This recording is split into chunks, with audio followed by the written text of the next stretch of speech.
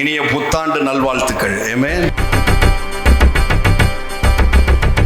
சொன்ன வார்த்தை, the year of mega shift, the year of angelic visitation, the year of Holy Spirit.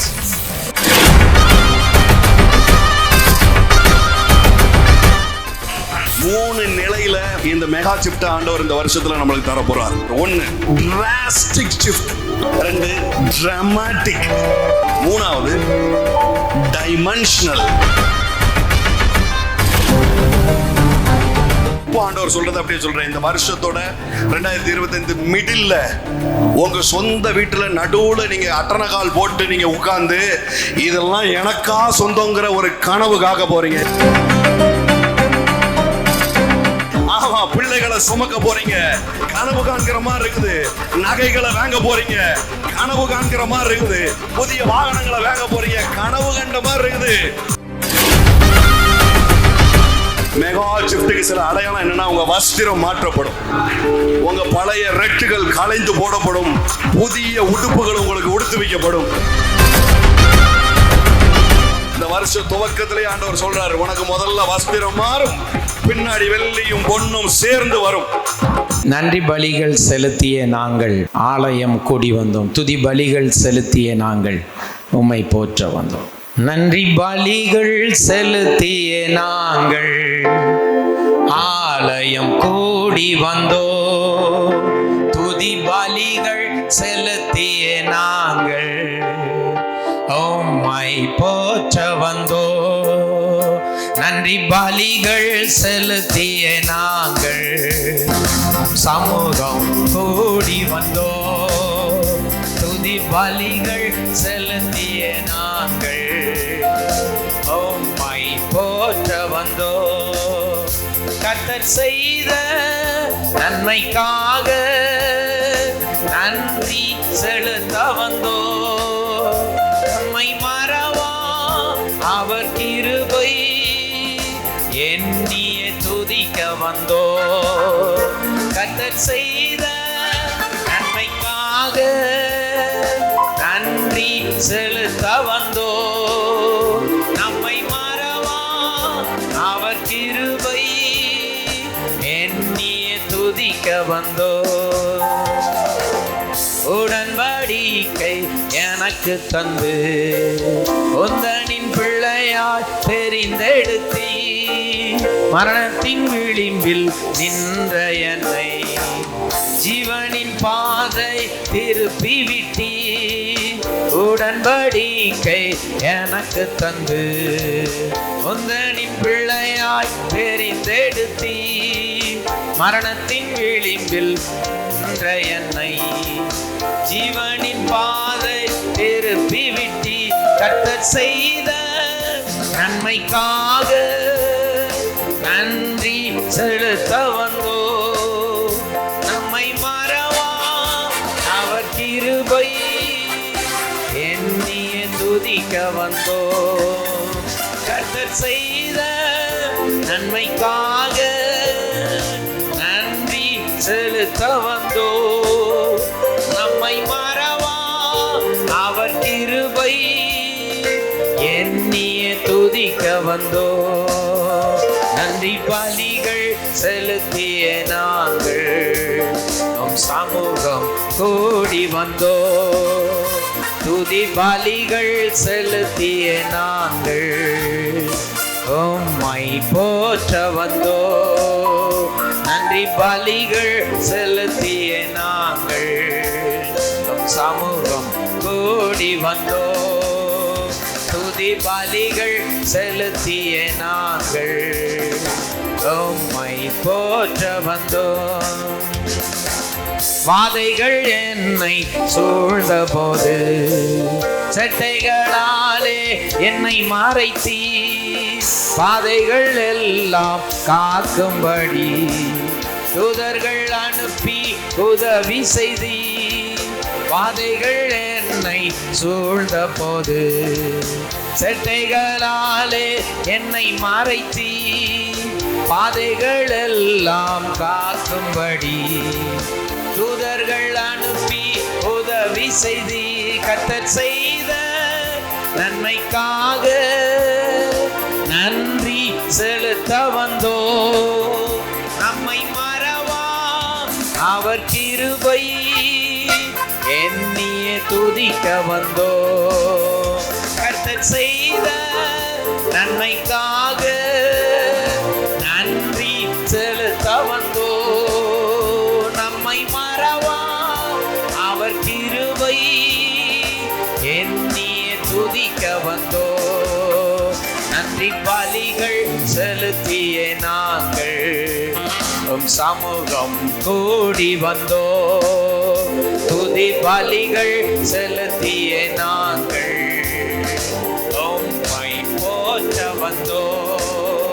நன்றி பலிகள் செலுத்திய நாங்கள் உம் சமூகம் கூடி வந்தோ. துதி பலிகள் செலுத்திய நாங்கள் உம்மை போற்ற வந்தோ. தேவைகள் நெருங்கி நின்ற போது அற்புதமாக பெருக வைத்தீ.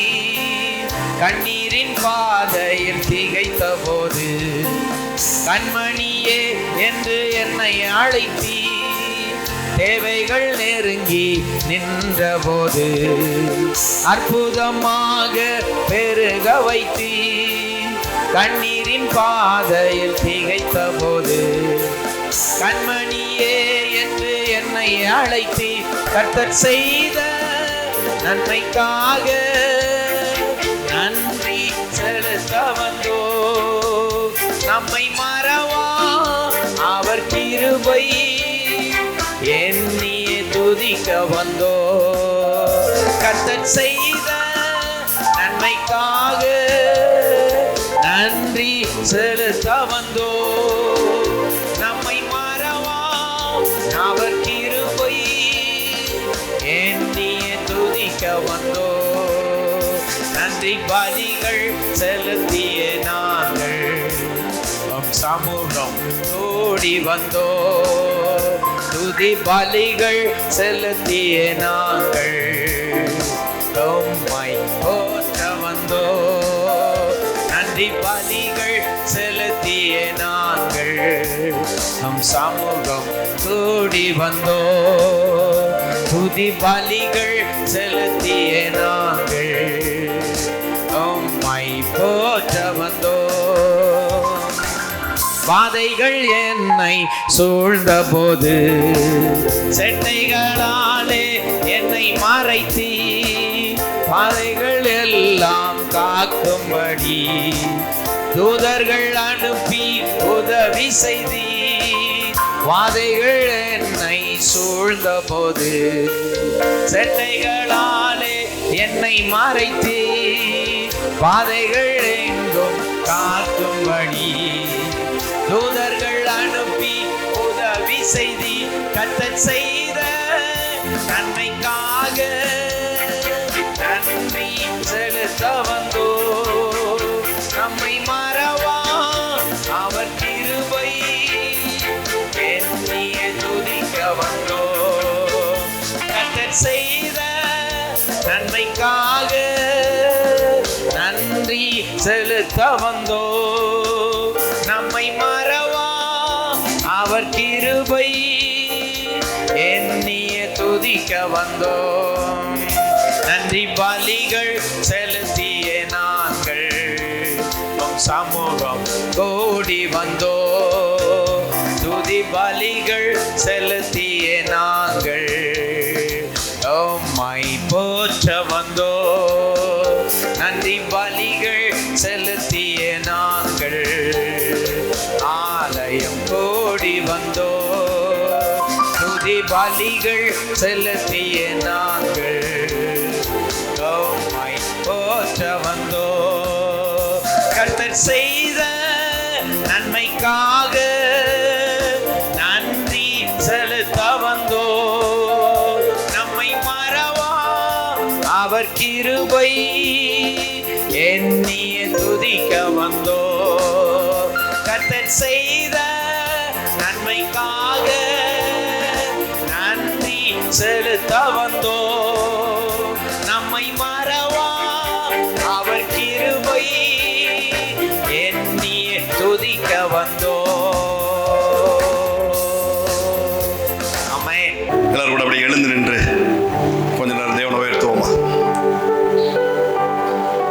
ஆரம்பிக்கும் போதே ஆண்டவர் வந்து ஒரு வார்த்தையை சொன்னார்.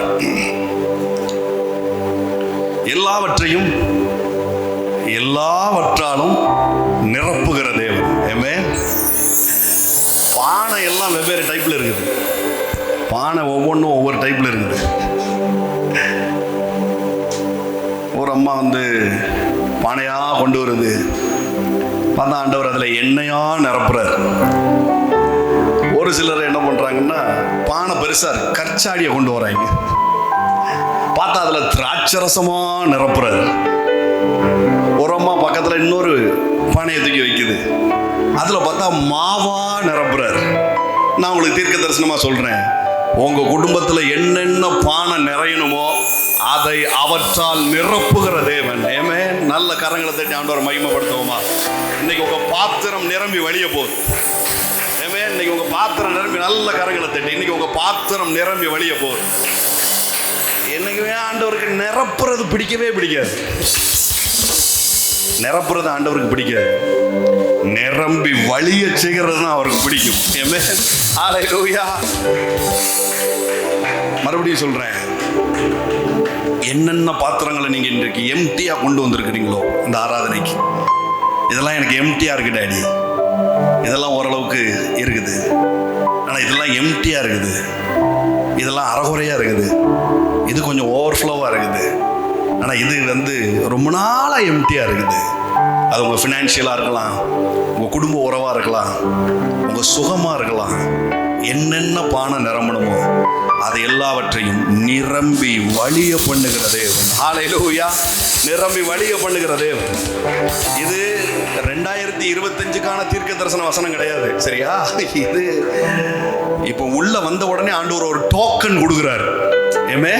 உள்ள வந்ததுக்காக ஒரு டோக்கன் கொடுக்கிறார். அது என்ன டோக்கன்? என் பாத்திரம் நிரம்பி வழியும் என்கிற டோக்கன். ஹல்லேலூயா. என் பாத்திரம் நிரம்பி, எல்லாரும் சத்தமா சொல்லுவோமா? என் பாத்திரம் நிரம்பி வழியும். நிரப்பப்பட்டு தான் இன்னைக்கு நீங்க வெளியில போக போறீங்க. ஆண்டவர் எனக்கு ஊழியத்தை ஆரம்பிக்கும் போது ஒரு வேர்டு சொல்லி கொடுத்தாரு. உன்னுடைய எல்லா மீட்டிங்லையும் இது நீ கம்பல்சரியா டிக்ளேர் பண்ணு அப்படின்னு. அது என்ன அப்படின்னா, நீங்கள் வந்த வண்ணமாய் திரும்ப போக மாட்டீர்கள்னு சொல்லு அப்படின்னா. ஆமென். You will never be the same again. நீங்கள் வந்த வண்ணமாய் திரும்ப போக மாட்டீர்கள். இன்னைக்குமே ஆண்டவர் அட்லீஸ்ட் நம்மளுக்கு ஒரு நாள் துவங்கிறதுக்கு முன்பதா ஒரு நாளைக்கு முன்னாடியே அந்த நாளுக்குள்ள ஆண்டவர் இருப்பார். நிறைய பேருக்கு புரிஞ்சிருக்காது எனக்கு தெரியும், அதனால புரியும்படியா சொல்றேன்.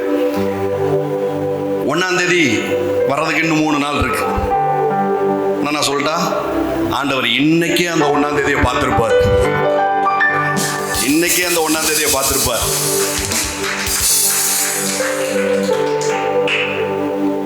இன்னைக்கு என்ன நடந்துகிட்டு இருக்குதோ இதை வைத்து 2025 தேவன் நிர்ணயிக்க மாட்டார். இன்னைக்கு என்ன நடந்துட்டு இருக்கோ இப்படியே தான் நீ 2025 இருப்ப அப்படிங்கிற நிர்ணயத்துக்குள்ள அவர் வரமாட்டார். அவர் அட்லீஸ்ட் ஒரு நாளைக்கு முன்னாடியே போய் நிற்கிற தேவனா இருக்கிறார். அற்புதமான ஒரு தேவ பலனை முதல்ல இந்த புது வருஷத்திற்குள்ள போகிறதுக்கு முன்பதாய் வேதம் சொல்லுது, வலது கையிலே தீர்க்காயுசும் இடது கையிலே செல்வமும். இந்தியர்களுக்காகவே சொல்லப்பட்ட வார்த்தை. வலது கை தான் நம்முடைய பிரதானமான ஒரு கரம். பாருங்க, ஆண்டவர் அதனாலதான் சொல்றாரு, வலது கையில முதல்ல சுகத்தை வாங்கிக்கோ, செல்வம் பின்னாடியே வரும். நான் சொல்றேன், இந்த 2025 முதல்ல அதுக்குள்ள நீங்க போறதுக்கு முன்பதாகவே ஒரு சுகம் உங்களை தாக்கும், அதுக்கப்புறம் ஒரு செழிப்பு தாக்கும். ஹல்லேலூயா. எல்லாம் சொல்லுங்க, முதல்ல சுகம் தாக்கும், அதுக்கப்புறம் ஒரு செழிப்பு தாக்கும். வலது கையிலே தீர்க்காயுசு, இடது கையிலே செல்வம். ஹல்லேலூயா, ஹல்லேலூயா, ஹல்லேலூயா. Holy Spirit, take control. பரிசுத்த ஆவியானவரே, இந்த மீட்டிங் மட்டுமல்ல, இனி வரும் ஒவ்வொரு நாட்களையும் நீங்க கண்ட்ரோல் எடுங்க டாடி. நீங்க கண்ட்ரோல் எடுங்க, நீங்க கண்ட்ரோல் எடுங்க. நம்முடைய ஆழத்திற்குள்ள எங்களை அழைத்து கொண்டு போங்க. இந்த 2025 நாங்கள் மூழ்கி திளைக்கிற ஒரு வருஷமா இருக்கட்டும் டாடி. பரிசுத்த ஆவியானவருடைய நிறைவினால, அவருடைய ஆழங்களினால நாங்கள் மூழ்கி திளைக்கிற ஒரு வருஷமா இருக்கட்டும் dot. Thank you Lord Father. வருங்காரியங்களை குறித்து என்னிடத்துல தெரிவியுங்கள் என்று நீ சொல்லியிருக்கிறீர். 2025 எப்படி இருக்கணுங்கிறத நீ எனக்கு சொல்லு அப்படின்னு நீங்க கேட்கிற தேவனா இருக்கிறீர். நாங்க உங்களுக்கு சொல்றோம் டாடி, 2025 பரிசுத்த ஆவியானவரால் கண்ட்ரோல் பண்ணப்பட்ட வாழ்க்கையா இருப்பதாக டாடி. மனிதர்களால் அல்ல, விரோதிகளால் அல்ல, பிசாசினால் அல்ல, தரித்திரத்தினால் அல்ல, சாபங்களினால் அல்ல, பரிசுத்த ஆவியானவருடைய கண்ட்ரோலினால நிறைந்திருக்கிற வருஷமா இருக்கட்டும் டாடி. நிறைந்திருக்கிற வருஷமா இருக்கட்டும். ஹalleluya ஹalleluya ஹalleluya. இயேசுவின் நாமத்தினால பிதாவே, ஆமென் ஆமென் ஆமென் ஆமென். அனைவருக்கும் இனிய புத்தாண்டு நல்வாழ்த்துக்கள். ஆமென். Happy new year 2025. அது எப்படி இருக்கணும் அப்படிங்கிறது ஆண்டவர் கையில் இல்லை. ஆண்டவர் சொல்லியிருக்கிறார், அது உன் கையில் இருக்குது. நீ திறக்கலாம், நீ பூட்டலாம் அப்படின்னு ஆண்டவர் சொல்லியிருக்கிறார். ஆமென். எதை திறக்கணும், எதை பூட்டணும் அப்படிங்கிற கீயை ஆண்டவர் என்ன பண்ணியிருக்கிறாருன்னா நம்ம கையில் கொடுத்து வச்சிருக்கிறார். அதனால இந்த ஆராதனையில் நிறைய கட்டவிழ்த்து விட போகிறோம். ஆமென். நல்ல கரங்களை தட்டி தேவனை மகிமைப்படுத்தலாமா? இந்த ஆராதனையில் நிறைய காரியங்களை கட்டவிழ்க்க போகிறோம். சில காரியங்களை கட்ட போகிறோம். ஊரெங்கும் ஒரே வாக்குத்தத்தமாக இருக்குது, ஊரெங்கும் ஒரே தீர்க்க தரிசனமாக இருக்குது. எதை பிரதர் நாங்கள் எடுக்கிறது? நீங்கள் சொல்கிறத எடுக்கவா, எங்கள் பாஸ்டர் சொல்கிறத எடுக்கவா, அல்லது நாங்கள் நேசிக்கிற ஊழியர்கள் சொல்கிற வாக்குத்தத்தம் அதை எடுக்கவா, எதை எடுக்கிறது அப்படின்னு நீங்கள் என்கிட்ட கேட்டிங்கன்னா நான் சொல்லுவேன், எதையுமே மிஸ் பண்ணிடாதீங்க அப்படின்னு சொல்லுவேன். ஏமே வேதம் சொல்லுது, எல்லா வாக்குத்தத்தங்களும் ஆம் என்றும் ஆமேன் என்றும் உங்கள் பேரிலே முத்தரித்து கொடுக்கப்பட்டிருக்கிறது அப்படின்னு சொல்லு. இல்லை சொல்லுங்க, எல்லாம் என்னுடையது. தாவீது சொல்றான் பாருங்க, உமது கோலும் உமது தடியும் என்னை தேற்றும். பெரிய ராஜா, வேற ஏதாவது சொல்லியிருக்கலாம். வெறும் கோலும் தடியும் என்னை தேற்றும் அப்படின்னு அவன் சொன்னது எதனால? வெறும் கோலும் தடியும் என்னை தேற்றும் அப்படின்னு சொல்றான் பாருங்க. அதுக்கு பின்னாடி ஒரு பெரிய சத்தியம் ஒளிந்திருக்குது. அதை நான் என்னன்னு சொல்லிட்டு உங்களுக்கு இந்த 2025க்கான தீர்க்க தரிசன வசனத்தை நான் உங்களுக்கு சொல்லலாம்னு நினைக்கிறேன். உமது கோலும் உமது தடியும் என்னை தேற்றும். எல்லாம் சொல்லுங்க, உமது கோலும் உமது தடியும் என்னை தேற்றும். பாருங்க, அந்த பழைய ஏற்பாடு காலங்களில் எல்லார் கையிலையும் என்ன பண்ணுது, ஒரு கோல் கொடுக்கப்படுது பாருங்க. ஆபிரகாம் கையில் ஒரு கோல் இருக்குது, மோசே கையில் ஒரு கோல் இருக்குது, ராஜாக்கள் கையிலலாம் ஒரு கோல் இருக்குது. அது எதற்கு அப்படின்னா, அவன் ராஜா அப்படிங்கிறதுக்கான அடையாளம் மட்டும் இல்லை. அவங்க என்ன பண்ணுவாங்கன்னா, இப்போ நம்ம பத்திரம் போடுறோம் பார்த்தீங்களா, இப்போ நம்ம பத்திரம் வச்சுருக்குறோம். ஒரு இடத்திற்கு எல்லை மால்லாம் நம்ம குறித்து என்ன பண்ணுறோம், பத்திரம் வச்சுருக்குறோம். ஒரு இடம்னா எப்படி இருக்குது அப்படின்னா, கிழக்கு பகுதியில் யார் இருக்கா, மேற்கு பகுதியில் யார் இருக்குதா, முன் பகுதியில் 30 அடி ரோடு, பின் பகுதியில் சாக்கடை, எல்லாம் பத்திரத்தில் மென்ஷன் பண்ணுதாங்க பாருங்க. ஸோ இந்த கோல் என்ன பண்ணுவாங்க அப்படின்னு சொன்னால், 2 வகையான மரத்தினால இந்த கோலை செய்கிறாங்க. ஒன்று தேவதாரி விருட்சம், தேவதாரு விருட்சம்னு ஒன்று இருக்குது. ஆனால் இந்த கோல் செய்கிறது தேவதாரி விருட்சம் ஒன்று. 2வது வாதுமை கம்பு, வாதுமை மரத்தில் இருந்து எடுக்கப்பட்ட கம்பு தான் என்ன பண்ணுவாங்க, கோலாக யூஸ் பண்ணுறாங்க பாருங்க. எல்லாமே கையிலையும் கோல் இருக்குது. இஸ்ரவேல் ஜனத்தில் பெரிய ஆட்கள் அவ்வளோ பேர் கையிலையும் கோல் இருக்குது பாருங்க. இந்த கோலில் என்ன பண்ணுவாங்க அப்படின்னு சொன்னால், அதனுடைய மேல் பகுதியில் அந்த ஓனருடைய பெயர் இருக்கும். இது யாருடைய கோல் அப்படிங்கிற ஒரு பெயர் இருக்கும். அந்த கோலுக்கு மேலே பெயர் இருக்கும். அதற்கு கீழே அவருக்கு சொந்தமான ப்ராப்பர்ட்டியுடைய டீட்டெயில்ஸ் என்ன பண்ணுவாங்கன்னா அந்த கோலில் எழுதுவாங்க. அந்த கோலுக்கு கீழே நடுப்பகுதியில் பார்த்தா ப்ராப்பர்ட்டி டீட்டெயில்ஸ் வந்து எழுதியிருப்பாங்க. இன்னாருடைய ஒரு, இப்போ மக்கள் தொகை ரொம்ப ஜாஸ்தி, அப்போ அப்படி கிடையாது, உங்களுக்கு தெரியும். திருநெல்வேலின்னு ஒரு ஊர் எடுத்துக்கிட்டால் அங்கே 4 குடும்பம் தான் இருக்கும் அந்த காலகட்டங்களில். அப்போ ஆபிரகாம் இருக்கும் பொழுதுலாம் எப்படி இருக்குது, எவன் பிள்ளை பிறகுதோ அந்த பிள்ளைக்கு அந்த ஊர் பேரை வைக்கிறாங்க. அந்த ஊரே அவனுடையது ஆகுது. அந்த அளவுக்கு என்ன பண்ணுது, ஜனம் கம்மியாக இருக்குது பாருங்க. இந்த இஸ்ரவேல் ஜனம் என்ன பண்ணுவோம் அப்படின்னு சொன்னால், ஒவ்வொரு கோளுக்கு மேலேயும் அதனுடைய பெயரை எழுதி இவருக்கு எந்த ஏரியால இருந்து எந்த ஏரியா வரைக்கும் சொந்தம் அப்படின்னு சொல்லி என்ன பண்ணுது, அந்த கோல்ல அந்த ப்ராப்பர்ட்டி டீட்டெயில்ஸ் அதை எழுதுது. ஆனா ஆபிரகாம் கூடிய கோல் கொஞ்சம் டிஃப்ரெண்ட் ஆனது.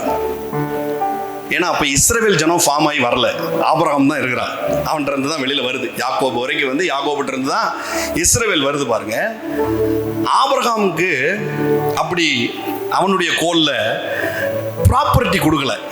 அதுக்கு பதிலா அவனுடைய கோல்ல பொறிக்கப்பட்ட விஷயம் என்னன்னா, அவனுக்கு தேவன் சொன்ன வாக்குத்தத்தம் பொறிக்கப்பட்டிருக்கிறது. ஏமே, அவனுக்கு தேவன் சொன்ன வாக்குத்தத்தம் பொறிக்கப்பட்டிருக்குது. இப்போ தாவீது இதுல இருந்து தான் எடுத்து சொல்றான், என்னை சுத்தி 1000 எதிரி இருந்தாலும் உமது கோலும் உமது தடியும் என்னை தேற்றும்னா உம்முடைய வாக்குத்தத்தம் என்னை தேற்றும் அப்படிங்கிறான். ஹல்லேலூயா. உம்முடைய வாக்குத்தத்தம் எப்படி ஒரு கோல்ல எழுதப்பட்ட ப்ராப்பர்ட்டி அது அவங்களுக்கு உரியதா இருக்குதோ, எப்படி பத்திரம் போட்டு கொடுத்தா அது அவங்களுக்கு உரியதா இருக்குதோ, அதை எவனும் என்ன செய்ய முடியாது, அசைக்க முடியாது. அந்த மாதிரி வாக்குத்தத்தம்னு தேவன் ஒன்று உங்க பேரில் டிக்ளேர் பண்ணிட்டார்னா அதை எவனாலையும் அசைக்க முடியாது. ஒரு ஆர்மியே வந்தாலும் உமது கோலும் உமது தடியும் என்னை தேற்றும். ஆமென். ஹல்லேலூயா. சொல்லுங்க, வாக்குத்தத்தம் என்னை தேற்றும். தாவீதுக்கு எல்லாமே வாக்குத்தத்தம் தான். பாருங்க, அவன் யார் பின்னாடியும் போகல, எந்த மனுஷனு பின்னாடியும் அவன் போகல. பாருங்க, அவன் பின்னாடி அவ்வளவு பேர் நெருக்கிட்டு வந்தாலும் அவன் கோல் ஒன்ன கையில பிடிச்சிட்டு அதை மார்போடு அணைச்சிட்டு சொல்றான், உமது கோலும் உமது தடியும் என்னை தேற்றும். ஏமே, ஹல்லேலூயா.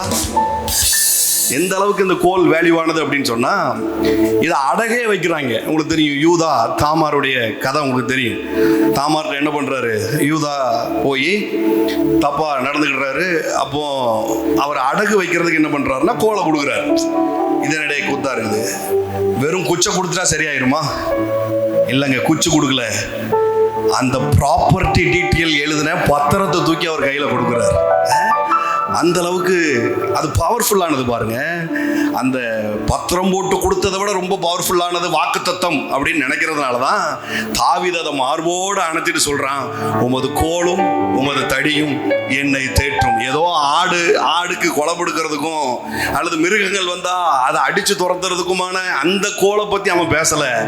அதற்கு பதில் அவன் எதோ சொல்றான்னா, எது நடக்குதோ இல்லையோ எனக்கு வாக்கு இருக்குது, அது இந்த வருஷம் எனக்கு முழுத என்னை வழி நடத்தும், என்னை கொண்டு போகும், அது நிச்சயமாய் நிறைவேறும். ஹல்லேலூயா. நிச்சயமாய் அது நிறைவேறும். வாக்குத்தத்தத்துக்கு பின்னாடி தான் என்னுடைய ராஜாங்கம் அப்படிங்கிறான். அப்ப நம்ம என்ன சொல்லலாம் அதை வச்சு? வாக்குத்தத்தத்துக்கு பின்னாடி தான் என் சொந்த வீடு இருக்குது. எந்த மனுஷன் பின்னாடி என் சொந்த வீடு இல்லை. எல்லாம் சொல்லுங்க, வாக்குத்தத்தத்துக்கு பின்னாடி தான் என் சொந்த வீடு இருக்குது. வாக்குத்தத்தத்துக்கு பின்னாடி தான் என்னுடைய புது வாகனம் இருக்குது. வாக்குத்தத்தத்துக்கு பின்னாடி தான் என்னுடைய புது ஊழியம் இருக்குது. வாக்குத்தத்தத்துக்கு பின்னாடி தான் என் குடும்பம் இருக்குது. வாக்குத்தத்தத்துக்கு பின்னாடி தான் என் பிள்ளைகள் இருக்குது. வாக்குத்தத்தத்துக்கு பின்னாடி தான் என் எதிர்காலம் இருக்குது.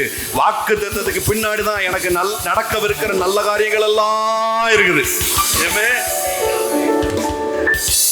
எனக்கு ப்ராமிஸ் வேர்டு இருக்குதா பிரதர்? எனக்கென்று ஆண்டவர் பிரத்யேகமா ஒரு வாக்க சொல்லியிருப்பாரா? அது என்னங்கிறத முடிவுல சொல்றேன். உங்களுக்குன்னு வாக்கு இருக்குதா? தனிப்பட்ட விதத்துல உங்களுக்குன்னு வாக்கு இருக்குதா அப்படிங்கிறத நான் பின்னாடி சொல்றேன். பாருங்க, இந்த கோலும் தடியும் இது எதற்கெல்லாம் ஆண்டவர் பயன்படுத்துறாருன்னா,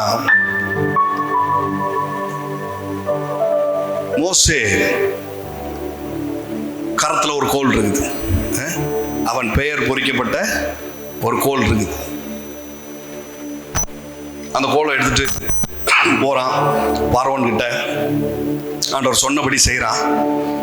நீ என்ன பண்ணு, அதை கீழே போடு, அது என்ன ஆகும், சர்ப்பமாய் மாறும் அப்படின்னு சொன்ன உடனே அதே மாதிரி அவன் செய்யறான். உங்களுக்கு தெரியும், பார்வோன் என்ன பண்றான், அவனுடைய மியூசிஷியன்லாம் கூப்பிடுறான், அவனுடைய மந்திரவாதிகள்லாம் கூப்பிட்டு நீங்க பண்ணுங்கடா அவனை மாதிரி அப்படின்னு சொல்றான். அவனுங்களும் என்ன பண்றாங்க, போடுறாங்க. அதுவும் என்ன பண்ணுது, சர்ப்பமாய் மாறுது.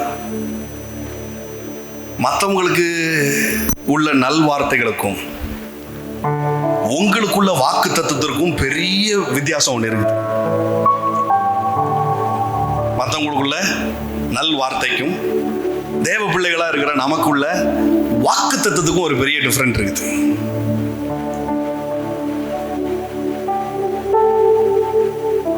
அவங்க வளர்ச்சிக்கு முன்பதாய் நாமெல்லாம் ஏமாத்துறோம். அவங்களுடைய growthக்கு முன்பதாய் நம்மெல்லாம் ஏமாத்துறோம் அப்படின்னு யோசிக்கிற தேவ பிள்ளைகளுக்கு நான் சொல்றேன், மோசேயினுடைய கோல் மற்ற கோல்களை விழுங்கி போட்டது. ஆமென். நான் சொல்றேன், உங்க கோல் பேசப்படும், உங்க மேல சொல்லப்பட்ட வாக்குத்தத்தங்கள் பேசப்படும், உங்க மேல தேவன் உத்தரித்திருக்கிற நல்வார்த்தைகள் பேசப்படும். அது மற்ற எல்லாவற்றையும் விழுங்கி போடும். மற்ற எல்லாவற்றையும் அது விழுங்கி போடும். மற்ற எல்லாவற்றையும் அது விழுங்கி போடும் பாருங்க. ஆமென். மோரபா சந்தலபா ரகமட ரதலபா. அதே மாதிரி மற்ற வாக்குத்தத்தங்கள், மற்ற நல்வார்த்தைகள் எல்லாம் அதுக்கு ரீஸ்டோரேஷன் கிடையாது. ஆனா மோசேயினுடைய கோல் மட்டும் திரும்ப ரீஸ்டோர் ஆகுது. நீங்க வாக்குத்தத்தத்தை எத்தனை வருஷம் இழந்திருந்தாலும் பரவாயில்ல, நான் உங்களுக்கு சொல்றேன், இந்த 2025 நீங்கள் இழந்த வாக்குத்தத்தங்கள் முதற்கொண்டு ரீஸ்டோரேஷன் ஆக போகுது. இழந்த வாக்குத்தத்தங்கள் எல்லாம் அவர் சொன்னாரு பிரதர், அந்த தீர்க்கதரிசி சொன்னாரு, ஆனா நிறைவேறல. இவர் சொன்னார் நிறைவேறல. நான் இதை நம்பினேன், தேவனே என்கிட்ட பிரத்யேகமா வந்து நான் ஆராதிக்கும் போது என்கிட்ட பேசினாரு, அதெல்லாம் இன்னும் நிறைவேறல, பெண்டிங்லே இருக்குது. யாரோ அதை விழுங்கி போட்ட மாதிரி இருக்குது. நான் உங்களுக்கு சொல்றேன், இந்த 2025 அவருடைய கோலும் அவர் தடிக்கும் உங்களை தேற்றும். அது உங்களுக்கு ரீஸ்டோர் ஆகும். உங்களுக்கு ரீஸ்டோர் ஆகும். ரீஸ்டோர் ஆகும். யார் ஆசாரியன், யார் ஊழியம் செய்வது அப்படின்னு சொல்லி ஒரு பெரிய சண்டையே நடக்குது, ஒரு பெரிய ஃபைட் நடக்குது. அந்த டைம்ல ஆண்டவர் சொல்றாரு, எல்லாருடைய கோலையும் கொண்டு வா, அவளுடைய ப்ராப்பர்ட்டி டீட்டெயில்ஸையும் கொண்டு வா, அவளுடைய வாக்கு தத்துவத்தையும் கொண்டு வா. நான் தெரிந்து கொள்ளுவனுடைய கோல் துளிர்க்கும். நான் தெரிந்து கொள்ளுவனுடைய கோல் துளிர்க்கும். இதுவரைக்கும் துளிர்க்கவே இல்லை, இதுவரைக்கும் வளரவே இல்லை, இதுவரைக்கும் மேலே எழும்பவே இல்லை, எல்லாம் போட்டது போட்ட மாதிரியே இருக்கு அப்படின்ற மாதிரி நீங்க வந்திருக்கிறீங்கன்னா, நான் தீர்க்க தரிசனமா உங்களுக்கு சொல்றேன், ஆரோனுடைய கோலையும் அவன் பேரை எழுதி கொண்டு வா அப்படிங்கிறார் ஆண்டவர். அவன் பேரை எழுதி அந்த கோலை கொண்டு வா அப்படிங்கிறார். 24 ஹவர்ஸ்ல அவர் தெரிந்து கொண்ட ஆரோனுடைய கோல் துளிர்த்தது, அது வளர்ந்தது, அது பூத்தது, அது வாதுமை பழங்களை தட்டினது. அது வாதுமை பழங்களை தட்டினது. நான் முதல்ல சொன்னேன், கோல் வாதுமை தேவதாரி விருட்சத்தினாலும் வாதுமை இருக்கிற ஆல்மண்ட்ல உள்ள கம்புனாலையும் செய்யப்படுது அப்படின்னு. ஆண்டவரால் தெரிந்து கொள்ளப்பட்டீர்கள் என்பதை உறுதிப்படுத்தும்படியா இன்றைக்கு இரவிலேயே சில துளிர்ப்புகள் உங்களுக்கு உண்டா. ஐயோ, வேற மாதிரி கையை தட்டி வாங்கணும். இன்றைக்கு துளிர்ப்பு, இன்றைக்கு துளிர் விட போகுது. இன்றைக்கு சிலது பூத்து குலுங்க போகுது. ஐயோ, இன்றைக்கு இரவு சிலது காய்த்து கனி தர போகுது. நான் தான் இவர்களுக்கு தெரிந்து கொண்டேன், நான் தான் இவர்களுக்கு வாக்களித்தேன் என்பதை உறுதிப்படுத்தும்படியா உங்க கோல் இன்றைக்கு துளிர்க்க போகுது. கோல் இன்னைக்கு துளிர்க்க போகுது. Thank you Holy Spirit. Thank you Holy Spirit. பாருங்களேன், ஆபிரகாமுக்கா இருக்கட்டும், மோசேக்கா இருக்கட்டும், தாவீதுக்கா இருக்கட்டும், அவங்களுக்கெல்லாம் குறிப்பிட்ட வாக்குத்தத்தம் தான். அவங்கிட்ட சொன்னது மட்டும்தான் அவங்களுக்கு எடுக்க முடியும். அவங்களுக்கு சொல்றது மட்டும்தான் அவங்களுக்கு எடுக்க முடியும். ஆனா புதிய உடன்படிக்கையின் பிள்ளைகளா இருக்கிற நம்மளுக்கு என்ன தெரியுமா? இப்ப நான் சாமணனுக்கு ஒரு வாக்கு சொல்றேன்னு வச்சுக்கோங்களேன், இந்த வருஷம் நீங்க மில்லியனர் ஆவீங்கண்ணே. ஆமா, டாக்ஸ் பேயரா இருப்பீங்க. டாப் 10 டாக்ஸ் பேயர்ல தேவன் உங்களை அடுத்த 5 வருஷத்துல கொண்டு வந்து வைப்பாரு. இப்போ இந்த வாக்குத்தத்தத்தை சுதந்திரிக்கிறதுக்கு உங்களுக்கும் ரைட்ஸ் இருக்கு. உங்களுக்கும் ரைட்ஸ் இருக்கு, உங்களுக்கும் ரைட்ஸ் இருக்கு. நான் இந்த இடத்துல ஒரு அட்மாஸ்பியரை மறுபடி பார்க்குறேன். ஒரு அட்மாஸ்பியர் இந்த இடத்துல ஓப்பன் ஆகிறத நான் பார்க்குறேன். அது என் மேல தேவன் எப்பொழுதோ திறந்து விட்ட ஒரு அட்மாஸ்பியர். நான் அடிக்கடி சொல்றத பத்தி எனக்கு வெக்கமே கிடையாது பாருங்க. என்ன இதே பத்தி எப்போ பார்த்தாலும் சொல்றான் அப்படின்னு உங்களுக்குள்ள தோணுச்சுன்னா அதுக்கு நான் பொறுப்பல்ல. அது என்ன அட்மாஸ்பியர்னா, எப்படி கடலுக்கு மேல மேகம் நின்று தண்ணியை உரியுதோ அந்த மாதிரி ஒரு மேகம் இந்த இடத்துல இப்போ ஒரு காரியத்தை செய்துட்டு இருக்குது. உங்க கடன் எல்லாத்தையும் அது உறிஞ்சிக்கிட்டு இருக்கு. உங்க கடன் எல்லாத்தையும் அது உறிஞ்சிட்டு இருக்கு. உங்க பினான்சியல் ஸ்ட்ரகிள் அது உறிஞ்சிக்கிட்டு இருக்கு. இது யாவருக்குமான வாக்குத்தத்தம். ஏமே, இது யாவருக்குமான தீர்க்க தரிசனம். யாவருக்குமான தீர்க்க தரிசனம். உனக்கு என்ன ரைட்ஸ் இருக்கு இப்படி சொல்றதுக்கு அப்படின்னு நீங்க யோசிக்கிறீங்க. நான் சொல்றேன் உங்களுக்கு, கண் திறக்கப்பட்டவனே இன்னொருத்தனுக்கு கண் திறக்க முடியும். காது திறக்கப்பட்டவன் தான் இன்னொருத்தனுக்கு காதை திறக்க முடியும். எலிசா வேலைக்காரன் பார்த்து பயந்து வந்து நின்றுட்டு இருக்கிறான் பாருங்க. எல்லாம் படையா வந்து நிற்கிறாங்க அப்படின்னு. அப்ப தீர்க்கதரிசி ஒரு வேண்டுதல் பண்றான், ஆண்டவரே இவன் கண்ணு திறக்கட்டும் அப்படிங்கிறான். உடனே கண் திறக்குது. எப்படி ஆணுச்சு? ஏன்னா தீர்க்கதரிசியினுடைய கண் ஏற்கனவே திறந்துட்டு அவன் திரளான அக்கடிமயமான ரத குதிரைகளை ஏற்கனவே பார்த்துட்டான். அப்படி பார்த்தவன் மட்டும்தான் இன்னொருத்தனுக்கு கண்ணை திறக்க முடியும். நான் சொல்றேன், கடனற்ற வாழ்க்கையை தேவன் என் பேர்ல வைத்திருக்கிறார். இயேசுவின் நாமத்தினால இந்த 2025 உங்கள் கடன்கள் ரத்தாகிற வருஷம். உங்களுடைய பினான்சியல் ஸ்ட்ரகிள் எல்லாம் ரத்தாகிற வருஷம். இது தேவனுடைய வாக்காய், உங்க கோல்களிலே எழுதப்பட்ட வாக்காய், பரிசுத்த ஆவியானவருடைய வாக்காய். இயேசுவின் நாமத்தினால I declare, I decree debt free 2025 in the name of Jesus. In the name of Jesus. 2025 சாதாரண டியூ தான் பிரதர். இந்த மேகம் அதையும் உறிஞ்சிரும்.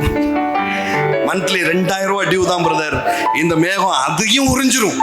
இந்த மேகம் அதையும் உரியும். இந்த மேகம் அதையும் உரியும். Glory to be the living God.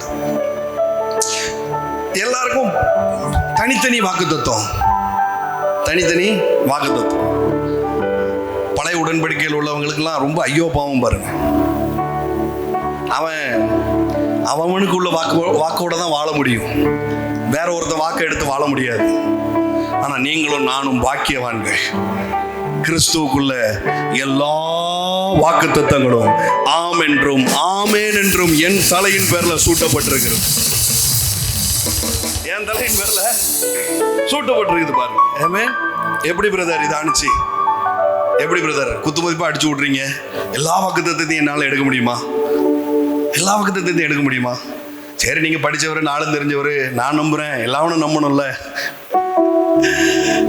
விஷயம் இருக்குது பாருங்க. எப்படி இது கைமாற்றப்பட்டது. இவ்வளவு வாக்குத்தத்தங்களும் 6000 வாக்குத்தத்தம் இருக்குன்னு சொல்றாங்க. அதுக்கு மேல இருந்தாலும் ஆச்சரியப்படுறதுக்கு இல்லை, நான் நம்புவேன். ஏன்னா என் தேவனுக்கு வாயை திறந்தாலே வாக்கு தான் வருது. 2000 வருஷமா பேசிக்கிட்டு இருக்கிறாரு. இன்னும் சொல்ல போனா உலக தோற்றத்துக்கு முன்னாடியில இருந்தே பேசிக்கிட்டு இருக்கிறாரு. பேசினவர் சும்மையா பேசியிருப்பாரு? வெறும் 6000 வாக்குத்தத்தமா பேசியிருப்பாரு. லட்சக்கணக்கான கோடிக்கணக்கான வாக்குத்தத்தங்களை பேசியிருப்பார். இந்த பேவுள்ள காதுல தான் விழமாட்டுக்கு. ஆனா இன்றைக்கு காதுகள் திறக்கப்படட்டும் இயேசுவின் நாமத்தினால. இன்னைக்கு காது திறக்கப்படட்டும். சிலுவை மரணம். இயேசு சிலுவையை தூக்கிட்டு போறாரு, எல்லாருக்கும் தெரியும். அந்த சிலுவை இந்த தேவதாரி விருட்சத்தில் உள்ள மரத்தினால் செய்யப்பட்டது. இப்போ எல்லாருக்கும் ஒரு கேள்வி வரும். சரிப்பா, ஒரு ஆளுக்கு ஒரு கோல் இருக்குது, அதுல எல்கை குறிக்கப்பட்டிருக்குது. இப்போ ஆளுக்கான ஒரு கோலை எடுத்துட்டு அதே மாதிரி ஒரு எல்லையை மார்க் பண்ணி இது ஏன் உள்ளதுன்னு டபுள் என்ட்ரி போட்டு ஒரு போலி பத்திரத்தை உண்டு பண்ணி வந்துட்டாங்கன்னா அப்ப என்ன செய்ய முடியும் பாருங்க. சும்மா கிடையாது. இஸ்ரவேல் அவங்க சம்பிரதாயத்துல ஒரு கோல் எழுதப்படுது அப்படின்னு சொன்னா அது சகல இஸ்ரவேலுடைய பிரபுக்கள் முன்பதாகவும் பெரிய ஆட்கள் முன்பதாகவும் ஆசாரியன் முன்பதாகவும் அந்த கோல் எழுதப்பட்டு அதற்கென்று ஒரு பலி செலுத்தப்பட்டு அதற்கு மீது அந்த கோலின் மீது ஆட்டின் இரத்தமோ அல்லது மாட்டின் இரத்தமோ புறாவின் இரத்தமோ எதை கொண்டு வரானோ அவன் தகுதிக்கு ஏற்ற மாதிரி எவன் கொண்டு வரானோ அந்த இரத்தம் அந்த கோலிலே தெளிக்கப்பட வேண்டும். இப்படி இப்படி இவ்வளவு பெரிய ப்ராசஸ் இருக்கு. அவ்வளவு வெறியும் கூட்டணும். எப்ப இவனுக்கு இந்த இல்லை, இவனுக்கு இந்த ஊரு அப்படின்னு சொல்லி என்ன பண்ணணும், கோல்ல மேல பேர் எழுதி கீழே ப்ராப்பர்ட்டி டீட்டெயில்ஸ் என்ன பண்ணணும் எழுதி அந்த ப்ராமிஸ் வேர்டு மேல ரத்தம் தெளிக்கப்பட வேண்டும். இதுதான் பிரமாணம். இப்படிதான் இருக்குது. இப்ப இவர் தேவதாரி விருட்சத்தை தூக்கிட்டு வர்றாரு. தூக்கிட்டு வந்தவர் சும்மா வரல பாருங்க, ரத்தத்தை தெளிச்சுக்கிட்டே வராரு. ரத்தத்தை அதுல தெளிச்சுக்கிட்டே வராரு. இத போய் ஒரு யூதன் கையில டைரக்டா ஆண்டவர் கொடுக்கல. அந்த சிலுவை பயணத்தின் போது பார்த்தா சிரேனு ஊரானாகிய சீமோன் அப்படின்னு சொல்லிட்டு ஒருத்தனை என்ன பண்றாங்க, வலுக்கட்டாயப்படுத்துறாங்க.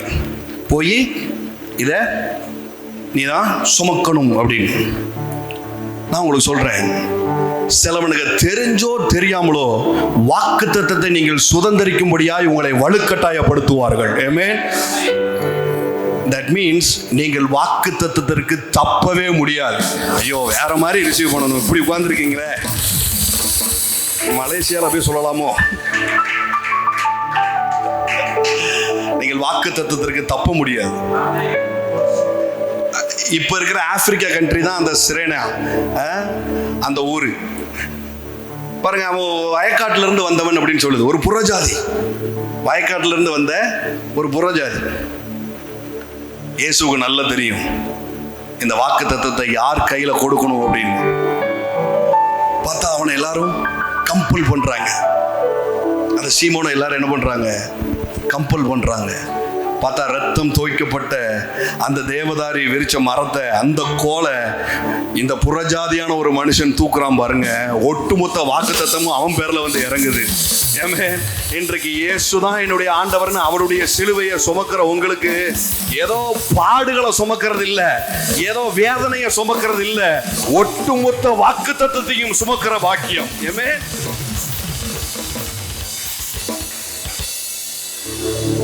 அவனுடைய பையன்தான் அந்த பிளாக் மேன். அந்த சீமோன் வந்து ஒரு கருப்பு இனத்தை சேர்ந்தவன் பாருங்க. அவனுடைய பையன் தான் ரூஃபஸ். ரூஃபஸ் அவனுடைய பையன் தான் ரூஃபஸ். இப்போ பவுல் லெட்டர் எழுதும் போது இப்படி சொல்றாரு, ரூஃபஸுக்கு என்னுடைய வந்தனங்கள் அப்படிங்கிறாரு. ஒரு சல்யூட் பண்றேன் ரூஃபஸ்க்கு அப்படிங்கிறாரு. இந்த வாக்குத்தத்தத்தை சுமந்தா அவங்க சந்ததிகளுக்கும் இதுவரைக்கும் இல்லாத ஒரு பெரிய கணம் உண்டாகும். ஏமே, புறஜாதியா இருக்கப்பட்ட ஒருத்தன் ஜனங்களினால வயக்காட்டுல இருந்து வந்த ஒருத்தனுடைய பிள்ளைக்கு பவுல் சல்யூட் பண்றாரு பாருங்க. நான் சொல்றேன், பெரிய பெரிய பிரசங்கியார்கள்லாம் உங்களை பார்த்தும் உங்க குடும்பத்தை பார்த்தும் சல்யூட் பண்ற வருஷமா இந்த 2025 இருக்க போகுது. வேற மாதிரி ரிசீவ் பண்ணணும், நல்லா ரிசீவ் பண்ணணும். பெரிய பெரிய தேவ ஊழியர்கள்லாம் உங்க வீட்டுக்குள்ள காலடி எடுத்து வைக்கிற 2025 பெரிய பெரிய ஊழியர்கள்லாம் உங்க வீட்டுக்குள்ள வந்து ஹல்லேலூயா உங்களை ஆசீர்வதிக்கிற வருஷமா இருக்க போகுது. பெரிய பெரிய தேவ ஊழியர்கள், இவங்க கிட்டலாம் நெருங்க முடியுமான்னு யோசித்த சில தேவ மனுஷர்கள் எல்லாம் உங்க வீட்டுக்குள்ள வந்து நிக்க போறாங்க. ஆமென். உங்க பிள்ளைகளை ஆசீர்வதிக்க போறாங்க. உங்க பிள்ளைகளை ஆசீர்வதிக்க போறாங்க. உங்களுக்கு தெரியும் சிலுவைக்கு மேல என்ன எழுதப்பட்டது? நசரேனாகிய இயேசு யூதர்களுக்கு ராஜா அப்படின்னு எழுதுறாங்க பாருங்க. அப்ப யூதர்களுக்கெல்லாம் ஒரே டென்ஷன். அப்படி எழுதாதீங்க, அப்படி சொல்லிட்டு தெரிஞ்சாருன்னு எழுதுங்க அப்படிங்கிறாங்க. நான் யூதர்களுக்கு ராஜா அப்படின்னு நசரேனாகிய இயேசு சொல்லிட்டு தெரிஞ்சார் அப்படின்னு எழுது அப்படிங்கிறார். 2-3 வார்த்தைய அதோட சேர்க்க சொல்றாங்க. எதுவுமே போடாதப்பா அப்படின்னு சொல்லல பாருங்களேன். 2-3 வார்த்தைய உள்ள சேர்க்க சொல்றாங்க. ஏன் சேர்க்க சொன்னாங்க? ஆனா அந்த ராஜா சொல்லிட்டான், எழுதினது எழுதினதே. நானும் உங்களுக்கு சொல்றேன், எழுதினது எழுதினதே, எழுதினது எழுதினதே. ஒரு பயலானையும் உங்க வாக்குத்தத்தத்தை குலைச்சு போட முடியாது. ஒரு பயலானையும் உங்க வாக்குத்தத்தத்தை சிதைச்சு போட முடியாது. ஒருவனாலையும் உங்க வாக்குத்தத்தத்தை திருடிட்டு போக முடியாது. ஒருவனாலையும் உங்க பேர்ல உச்சரிக்கப்பட்ட நல் வார்த்தைகளை திருடவே முடியாது. திருட முடியாது. திருடணும்னு முயற்சி பண்ணா நட்சத்திர பாதுகாப்பு உங்களுக்கு கொடுக்கப்படும். நட்சத்திர பாதுகாப்பு கொடுக்கப்படும். அது வரைக்கும் கண்டுக்கிடாம இருக்கும் பாருங்க போலீஸ். ஆனா அதை ஏதாவது அட்டாக் பண்ண வராங்க அப்படின்னா என்ன பண்ணுது? போலீஸ் ப்ரொடெக்ஷன் ஜாஸ்தி ஆகுது, ஆர்மி ப்ரொடெக்ஷன் ஜாஸ்தி ஆகுது. நீங்க லைட்டா ஸ்லிப் ஆனாலும் டோட்டல் ஹெவனும் உங்களுக்காக வந்து ஆர்மி மாதிரி நிற்கும். டோட்டல் ஹெவனும் ஐயோ இந்த வாக்குத்தத்தத்தை நான் மிஸ் பண்ணிருக்கணும் நீங்க யோசிக்கும் போது உங்களுக்கு நட்சத்திர பாதுகாப்பு கொடுக்கப்படும். உங்கள் வாக்குத்தத்தத்துக்கு, உங்கள் பிள்ளைகளுக்கு, உங்க ப்ராப்பர்ட்டிஸ்க்கு நட்சத்திர பாதுகாவல் கொடுக்கப்படும்.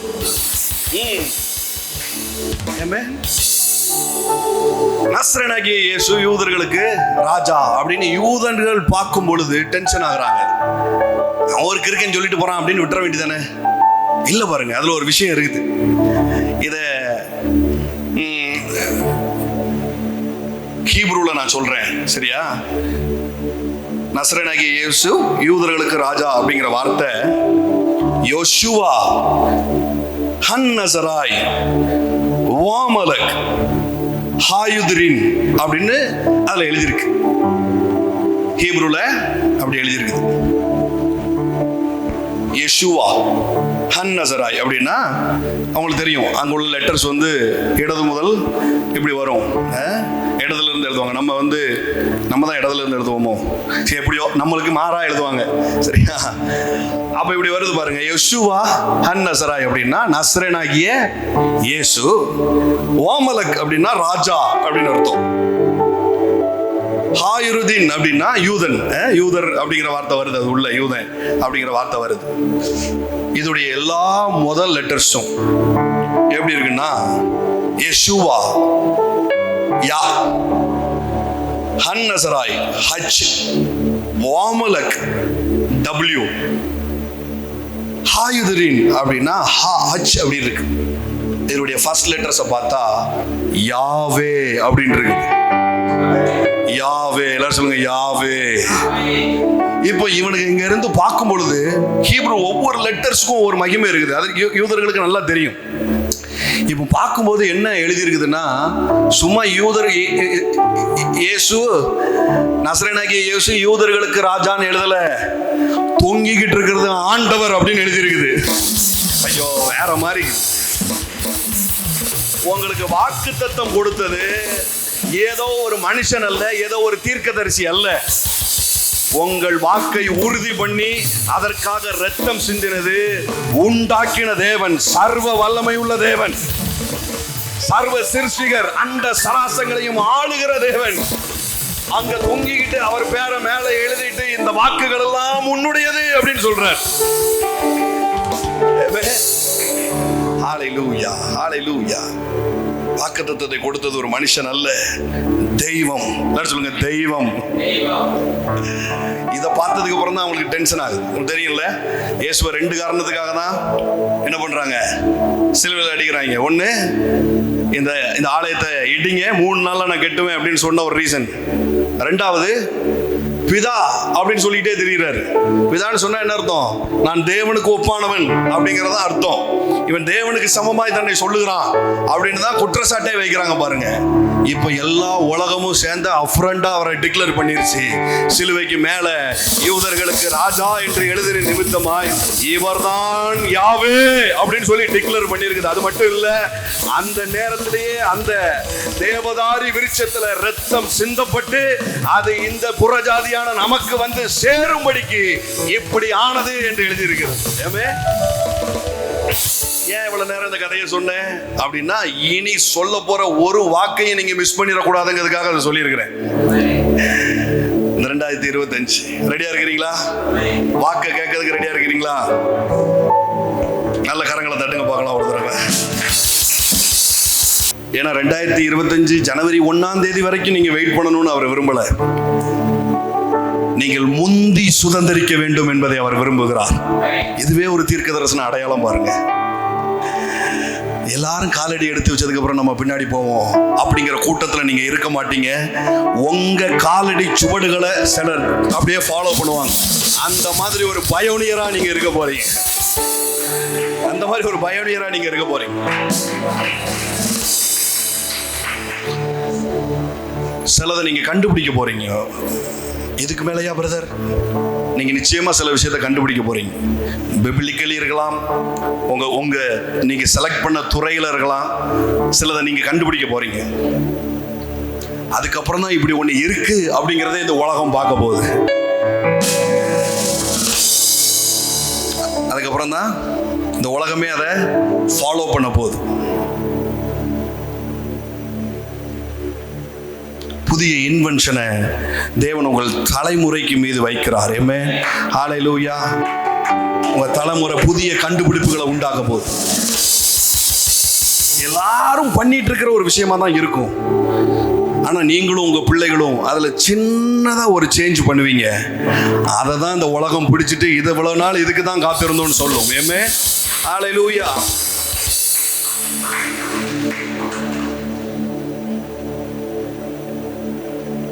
This is purely from heaven. புதிய மருந்துகளை உங்க பிள்ளைகள் கண்டுபிடிக்கும். புதிய மருந்துகளை உங்கள் பிள்ளைகள் கண்டுபிடிக்கும். சகரியா 4ஆம் அதிகாரம் 6ஆவது வசனம். அப்பொழுது அவர் செருபாபேலுக்கு சொல்லப்படுகிற கர்த்தருடைய வார்த்தை என்னவென்றால், பலத்தினாலும் அல்ல, பராக்கிரமத்தினாலும் அல்ல, என்னுடைய ஆவியினாலே ஆகும் என்று சேனைகளின் கர்த்தர் சொல்லுகிறார். பெரிய பர்வதமே, நீ எம்மாத்திரம், செருபாபேலுக்கு முன்பதாய் நீ சமபூமி ஆவாய். தலைக்கல்லை அவன் கொண்டு வருவான், அதற்கு கிருபை உண்டாவதாக, கிருபை உண்டாவதாக என்று ஆர்ப்பரிப்பார்கள் என்றார். ஆமென். 5ஆவது வசனம் இப்படி ஆரம்பிக்குது பாருங்க. என்னோடு பேசின தூதன் மறுமொழியாக, இவைகளை என்னதென்று உனக்கு தெரியாதா என்றார். ஆண்டவனே, எனக்கு தெரியாது என்றேன். எப்போ ஏஞ்சலிக் விசிட்டேஷனும், எப்போ ஹோலி ஸ்பிரிட் அப்படிங்கிற வார்த்தையும் ஒரு இடத்துல வருதோ, அந்த இடத்துல எல்லாம் மெகா ஷிஃப்ட் உண்டாயிருக்குது. ஆமென். சொல்லுங்க, மெகா ஷிஃப்ட் உண்டாயிருக்குது. இந்த 2025க்கு ஆண்டவர் எனக்கு தீர்க்க தரிசனமாய் சொன்ன வார்த்தை, the year of mega shift. Amen. நல்ல கரங்களை தட்டி, the year of mega shift, the year of angelic visitation, the year of Holy Spirit, the year of Holy Spirit. நல்ல அந்நிய பாஷையை பேசி, the year of mega shift, the year of angelic visitation, the year of Holy Spirit control, the year of mega shift, the year of supernatural shift. அப்படியே ஒரு நிமிஷம் எழுந்து நிற்குமா, ஒரு நிமிஷம் எழுந்து நிற்குமா. இதை சாதாரணமாக ரிசீவ் பண்ணிடக்கூடாது. இதை எங்கள் வீட்டிலலாம் இப்போ என்கிட்ட காசு கொடுக்கறதுக்கே பயப்படுதாங்க. ஏன்னா தூக்கி வச்சு அசால்ட்டாக தொலைச்சிட்டு போயிடுறேன். அந்த மாதிரி அசால்ட்டா இதை எடுக்காதீங்க. ஒரு பயபக்தியோட, ரத்தம் சிந்தி கொடுக்கப்பட்ட வாக்கு அப்படிங்கிற ஒரு உறுதியோட இதை ரிசீவ் பண்ணுங்க. ஆமென். ஹல்லேலூயா. நல்ல கரங்களை தட்டுவோம், அந்நிய பாஷைகளை பேசு. மோரபா சதகம், the year of mega shift, the year of angelic visitation, the year of Holy Spirit, the year of supernatural shift. Amen. Supernatural shift. 3 நிலையில இந்த மெகா ஷிஃப்ட் ஆண்டவர் இந்த வருஷத்துல நம்மளுக்கு தர போறார். ஆமென். ஆமென். 3 நிலையில இதை தர போறார். 1, டிராஸ்டிக் ஷிஃப்ட். எல்லாரும் சொல்லுங்க, டிராஸ்டிக். இது ஆங்கிலத்தில் சொன்னாதான் அழகா இருக்குது, அதனால இது ஆங்கிலத்தில் நான் சொல்றேன். சரியா? டிராஸ்டிக். எல்லாரும் சொல்லுங்க, டிராஸ்டிக். 2, டிராமாட்டிக். எல்லாரும் சொல்லுங்க, டிராமாட்டிக். ஆங்கிலம் தெரியலனாலும் பரவாயில்ல சொல்லுங்க. டிராமாட்டிக். மூணாவது டைமென்ஷனல். சொல்லுங்க, dimensional. Drastic, dramatic, dimensional. Drastic அப்படின்னு சொன்னா அதிரடியா, சடிதியா. நல்ல கைதுங்க, நல்ல சடிதியா, அதிரடியா. இதுதான் டிராஸ்டிக். நான் சொல்றேன், இந்த வருஷம் டிராஸ்டிக்கான காரியங்கள் நடக்க போகுது. அதிரடியான காரியங்கள் நடக்க போகுது. அதிரடியான காரியங்கள் நடக்க போகுது. சடிதியான காரியங்கள் நடக்க போகுது. சடிதியான காரியங்கள் நடக்க போகுது.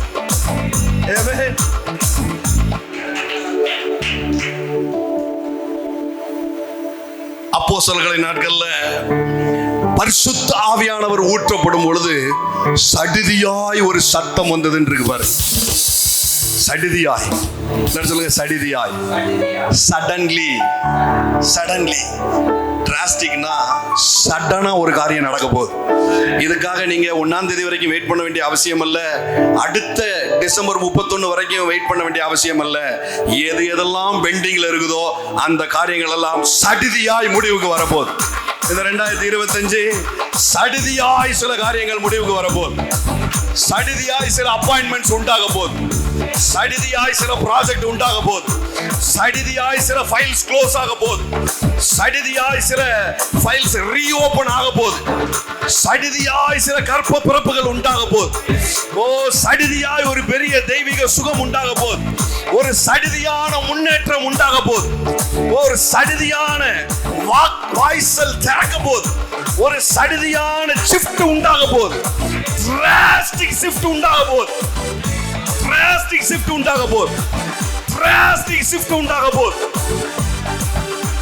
எப்போ பரிசுத்த ஆவியானவர் ஊற்றப்பட்டாரோ பாருங்க, அன்னைக்கு ஒரே நாள்ல 3000 பேர் ரட்சிக்கப்படுறான். அது வரைக்கும் ஒத்தையா ரட்சிப்புக்குள்ள நடத்திக்கிட்டு இருந்த ஆட்கள் இந்த டிராஸ்டிக் ஷிஃப்ட் நடக்கும்போது, இந்த மெகா ஷிஃப்ட் நடக்கும்போது கொத்தான ரட்சிப்புகள் உண்டாகுது. தேவ ஊழியர்களா இருக்கிறீங்க, நீங்க அதை பார்த்துக்கிட்டு இருக்கிறீங்கன்னு நான் உங்களுக்கு சொல்றேன், உங்க ஊழியத்துல கொத்தான ஜனங்களை ஆண்டவர் கொண்டு வந்து தர போறாரு. இந்த 2025 கொத்தான ஜனங்களை நீங்க சுதந்திரிக்கிற வருஷமா இருக்க போகுது. கொத்தான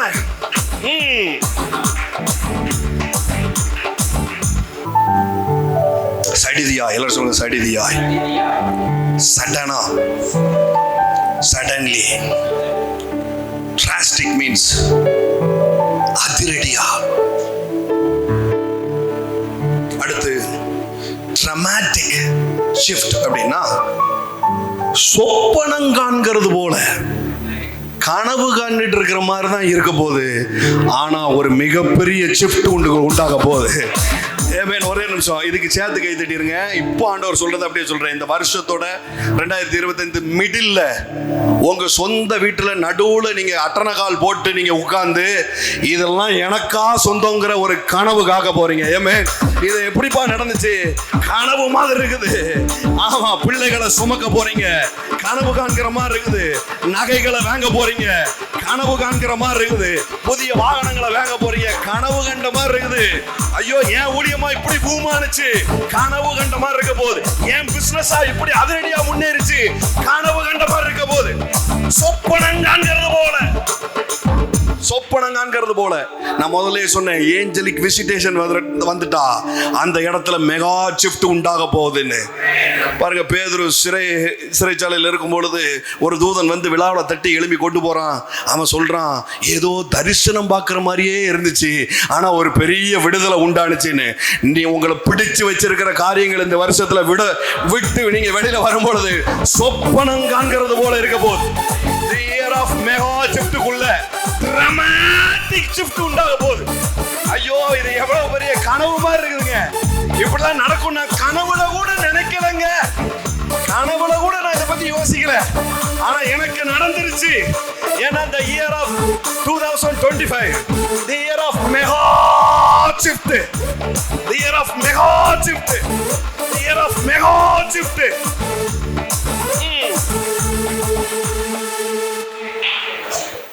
Amen.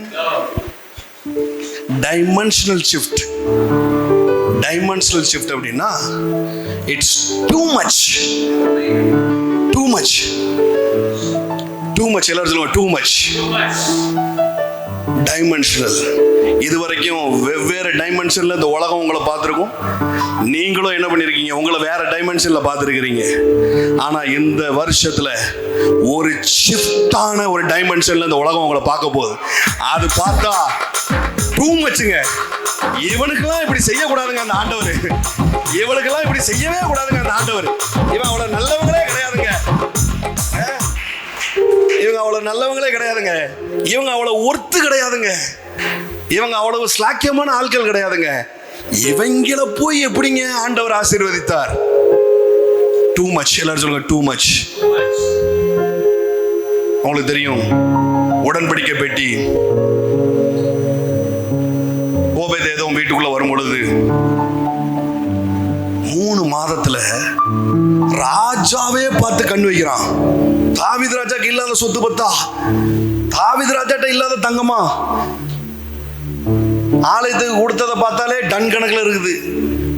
10% சரி நல்லவன், ஒரு 50% கொடுத்ததாவே இருந்தா கூட மிச்சம் 50% வீட்டில் இருக்குது. அவ்வளவு சொத்து பத்து இருக்கிற தாவீது பார்த்து ஆச்சரியப்படுறான், எப்படா இவன் பணக்காரனானா அப்படின்னு. This is too much. அதுவும் புறஜாதி, அதுவும் புறஜாதியான மனுஷன் எப்படி இவ்வளவு ஆசீர்வதிக்கப்பட்டான்? இதுதான் பாருங்க, இதுதான் டைமென்ஷனல் ஷிஃப்ட். ராஜாவே பார்த்து this is too much ன்னு சொல்ற அளவுக்கு ஒரு பெரிய ஷிஃப்ட் இயேசுவின் நாமத்தினால I declare, I decree in the name of Jesus. ஐயோ, வேற மாதிரி ரிசீவ் பண்ணணும். நல்ல தலைக்கு மேல கையை தட்டி mega shift, mega shift, super natural shift, super natural shift.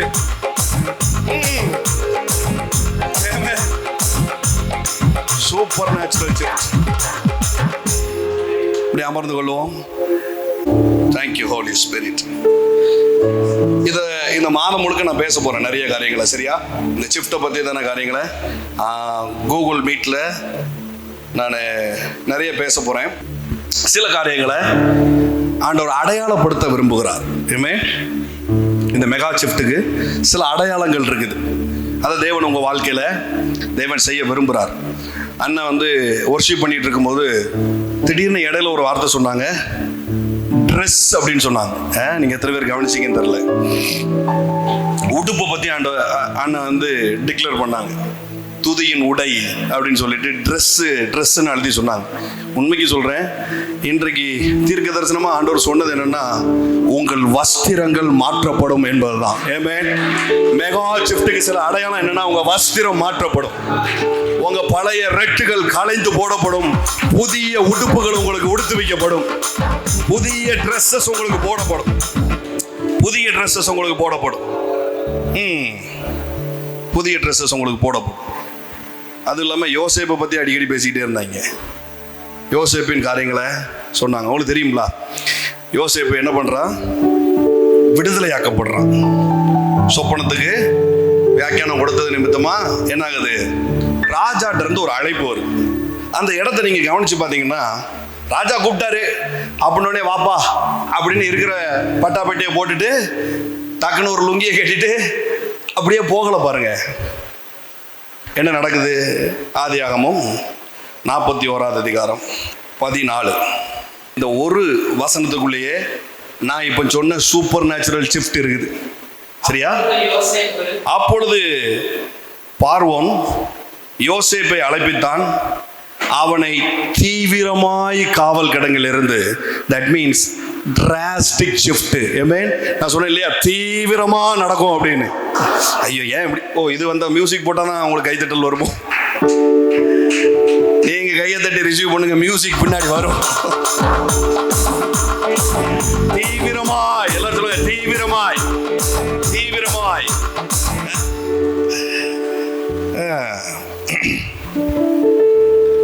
காவல் கிடங்கிலிருந்து கொண்டு வந்தார்கள்.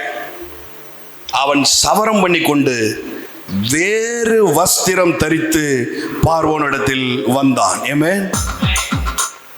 வேறு வஸ்திரம் தரித்து. எல்லாரும் சொல்லுங்க வேறு வஸ்திரம் தரித்து. அது வரைக்கும் அவன் உடுத்திருந்தது ஒரு கைதியின் உடை. அல்லது ஒரு இன்சார்ஜுடைய உடை, ஒரு சேவகனுடைய உடைய அவன் உடுத்திருந்தான் பாருங்க. இப்ப சடுதியா, டிராமாட்டிக்கா, டைமென்ஷனலா ஒரு காரியம் நடக்குது. நினைச்சு கூட பார்க்கல யாரும். இந்த காரியம் எப்படி நிறைவேற போகுது, இந்த வாக்குத்தத்தம் எப்படி நிறைவேற போகுது, எப்படிப்பா சிறைச்சாலையில் இருக்கிறவன் ராஜாக்கு முன்னாடி போய் நிற்பான், எவனுக்கும் தெரியாது. ஆனா நான் உங்களுக்கு சொல்றேன், சொப்பனம் காண்கிறது போல உங்க பெர்சனாலிட்டிலேயே ஒரு பெரிய சேஞ்ச் உண்டாக போகுது. கொஞ்சம் வாலிபம் குறைச்சு, உங்க பெர்சனாலிட்டிலேயே ஒரு பெரிய சேஞ்ச் உண்டாக போகுது. அதற்கு முதலாவது ஒரு அடையாளம் என்னன்னா, உங்க வஸ்திரம் மாறப்போகுது. ஆமென், ஹல்லேலூயா. உங்க கைதியின் உடை மாறப்போகுது, உங்க ஏழ்மையின் உடை மாறப்போகுது, உங்கள் கடனாளி என்கிற உடை மாறப்போகுது. ஆமா, நீங்க பாதிக்கப்பட்டவர்கள் என்பது மாறப்போகுது, நீங்க மரண வீடு என்பது மாறப்போகுது. ஹல்லேலூயா. புதிய வஸ்திரம், ரபா சந்தரபா, புதிய வஸ்திரம். என்ன சொல்லுங்க? புது வஸ்திரம், புது வஸ்திரம், புது வஸ்திரம். புது வஸ்திரம் தெரிந்து பார்வனிடத்தில் வந்தான். இப்ப பாருங்களேன், 40வது வசனம் பாருங்க. நீ என் அரண்மனைக்கு அதிகாரியா இருப்பாய். இது எல்லாமே வாக்குத்தத்தம். இப்ப நான் சொல்லிட்டு இருக்கிறது இது எல்லாம் வாக்குத்தத்தம். ரிசீவ் பண்றீங்களா? ஒரு தடவை கையை அசைச்சு காமிங்க பார்க்கலாம். எனக்கு டவுட்டா இருக்கு உங்க மேலலாம். இதெல்லாம் வாக்குத்தத்தம். இப்ப நான் சொன்னது உங்களுக்கான வாக்குத்தத்தம். எனக்காக பிரத்யேகமா ஒரு வாக்குத்தத்தம் சொல்ல மாட்டீங்களா பிரதர்? எனக்காக பிரத்யேகமா ஒரு தீர்க்க தரிசனம் சொல்ல மாட்டீங்களா பிரதர்? அப்படின்னு சொல்லி கடைசி வரைக்கும் உட்காந்து ஏமாந்துடாதீங்க. இப்ப நான் சொல்லிட்டு இருக்கிறது உங்களுக்கு தான் சொல்லுதேன், உங்களை பார்த்து தான் சொல்லுதேன். உங்க வஸ்திரம் மாறப்போகுது. Amen. Come on, receive it. நல்ல கரங்களை தட்டி உங்க வஸ்திரம் மாறப்போகுது. ஐயோ, உங்க தரித்திர உடை மாறப்போகுது, உங்க துக்ககரமான உடை மாறப்போகுது, உங்க ஏழ்மையின் உடை மாறப்போகுது. உங்க அப்பியரன்ஸ்லயே ஒரு விஷயத்தை ஆண்டவர் செய்ய போறார். போன மாசம் ஆண்டவர் எனக்கு இது போன மாசமே வெளிப்படுத்தினார். ஆனா இந்த மரமட்டைக்கு புரியல. ஆனா என்னை அறியாமலே தீர்க்க தரிசன பாதையில என்னை தேவன் டிராவல் பண்ணி கொண்டு போனார் பாரு. என் பீரோல இருந்த பழைய துணி அவ்வளத்தையும் எடுத்தேன். சென்டிமெண்டா வச்சிருக்கதெல்லாம் எடுத்தேன். சென்டிமெண்டா சிலர்ஸ்லாம் இன்னர்ஸ் கூட வச்சிருக்காங்க பாருங்க வீட்டுல. அப்பவே வேணதுங்க, ரொம்ப கம்ஃபர்ட்டா இருந்ததுங்க. எங்க 4 ஓட்ட கிடக்கு, ஆனாலும் கம்ஃபர்டபுளா இருக்குங்க. அப்படின்னு சட்டை சிறுசா இருக்கு, ஆனா 4000 ரூபாய் கொடுத்து வாங்கிட்டேன் அப்படிங்கிற சட்டையெல்லாம் உள்ள வச்சிருந்தோம் பாருங்க. ஆண்டவர் பெடதிலே ஒண்ணு கொடுத்தார். பழச நீ கழிச்சா பழையவைகள் ஒளிந்து போன என்கிற வாக்குத்தத்தத்தை நீ நிறைவேற்றன்னு அர்த்தம். புதுசு தன்னால உள்ள வரும்னு அர்த்தம். ஏமே, புதுசு தன்னால உள்ள வரும்.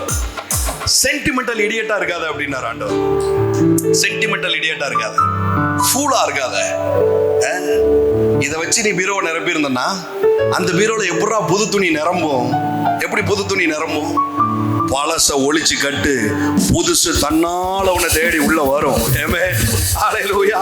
அப்பவே வஸ்திரத்தை பத்தி பேசிக்கிட்டு இருக்கிறார் பாரு. அப்பதுல இருந்தே வஸ்திரத்தை பத்தி பேசினார். நீங்க நம்ப மாட்டீங்க, எங்கெங்க இருந்தெல்லாமோ எனக்கு சட்டையா கிஃப்ட் வந்துகிட்டே இருக்குது. சென்னையில இருந்து பெரிய சைஸ்லாம் அனுப்பி விட்டுருக்காங்க. அவங்களுக்கு ஒரு நம்பிக்கை, இவர் எப்படி இன்னொரு சுத்து பெருகுவார் அப்படின்னு. நான் பெருக மாட்டேன், 1ஆம் தேதி சென்னைக்கு வரேன், எனக்கு வேற கொடுங்க அப்படின்னு சொல்லி இருக்கிறேன் நான். அப்படியே இந்த மந்த், போன மந்த்லாம் பார்த்தா சட்டை குவிஞ்சுக்கிட்டே இருக்குது. ஆமென். ஆண்டவர் வஸ்திரத்தை மாற்றுறார். ஆமென். உங்க பர்சனாலிட்டியை மாற்றுறார். ஐயோ, வேற மாதிரி உங்க பர்சனாலிட்டி மாறுதுங்க. அது வரைக்கும் யோசேப்பு எப்படி பார்த்துருப்பாங்க? 10ஓட 11 பார்த்துருப்பாங்க. இந்த 2024 வரைக்கும் உங்களை 10ஓட 11 பார்த்தவம்லாம் இந்த 2025ல யூ ஆர் த ஒன் அப்படின்னு பார்க்க போறாங்க. You are the only one அப்படின்னு பார்க்க போறாங்க. ஐயோ, யூ ஆர் ஒன்லி ஒன் அப்படின்னு பார்க்க போறாங்க. நீ மட்டும்தான் அப்படின்னு பார்க்க போறாங்க. நீ மட்டும்தான் அப்படின்னு பார்க்க போறாங்க. நீ 10ஓட 11 அல்ல. You or something different. உன் வஸ்திரம் மாறுது, உன் வஸ்திரம் மாறுது. நீ வேற மாதிரி ஆக போற. நீ வேற மாதிரி ஆக போற. நீ வேற மாதிரி ஆக போற.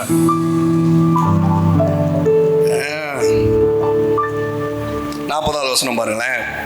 நீ என் அரமனைக்கு அதிகாரியா இருப்பாய், உன் வாக்கின்படியே என் ஜனங்கள் எல்லாம் அடங்கி நடக்க கடவர்கள். சிங்காசனத்தில் மாத்திரம் நீ,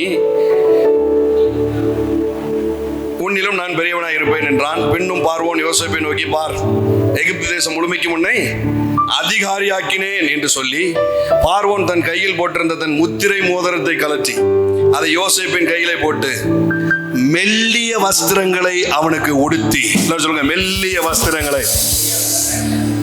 ஒன்லி கிங்ஸ் மட்டுமே உடுத்தக்கூடிய ட்ரெஸ்ஸஸ் பத்தி தான் அவன் பேசுறான். சொல்லுங்க, ஒன்லி கிங்ஸ். கவனிக்கிறீங்களா? Only kings, only kings. இது எல்லாம் மெகா ஷிஃப்ட்டுக்கான அடையாளமா இருக்கு. பாருங்களேன், இந்த ஜனவரியில நீங்க சொல்லாமலே உங்க வீட்டுல விலை உயர்ந்த வஸ்திரங்கள் வந்து உட்காரும். விலை உயர்ந்த வஸ்திரங்கள் வந்து உட்காரும். இது மெகா ஷிஃப்ட்டை நான் ஆரம்பிச்சுட்டேன் அப்படிங்கிறதுக்கான ஒரு அடையாளம். மெகா ஷிஃப்ட்டை நான் ஆரம்பிச்சுட்டேன் அப்படிங்கிறதுக்கான அடையாளம். மெகா ஷிஃப்ட் உனக்கு உண்டாயிட்டு அப்படிங்கிறதுக்கான ஒரு அடையாளம். I believe. எனக்கு போன மாசமே மெகா ஷிஃப்ட் ஸ்டார்ட் ஆயிடுச்சு. எனக்கு போன மாசமே மெகா ஷிஃப்ட் துவங்கிருச்சு. போன மாசமே துவங்கிருச்சு. நான் உங்களுக்கு சொல்றேன், அந்த மெல்லிய வஸ்திரத்தை அவன் போடும்போது சொப்பனத்தினாலதான் இவ்வளவு காரியமும் நடந்துட்டு இருக்குது. அப்பவும் அவன் சொல்லியிருப்பான், எவ்வளவு டிராஸ்டிக்கா நடந்துட்டுல, எவ்வளவு டிராமாட்டிக்கா நடந்துட்டுல, எல்லாம் டூ மச்சு, எல்லாம் டூ மச்சு. பாருங்களேன், சரி, சொப்பனத்துக்கு வியாக்கியானம் கூறுனா எத்தனையோ பேருக்கு நம்ம தீர்க்க தரிசனம் சொல்லியிருக்கோம். அந்தால கூட்டு வந்து, வாங்க உங்களுக்கு ஒரு மந்திரி பதவி கொடுத்துருவோம் அப்படின்னு உட்கார வச்சிருக்காங்க. ஆனா சீக்கிரம் அப்படி செய்வாங்க. சீக்கிரம், ஐயோ வேற மாதிரி. ஏங்க, ஓ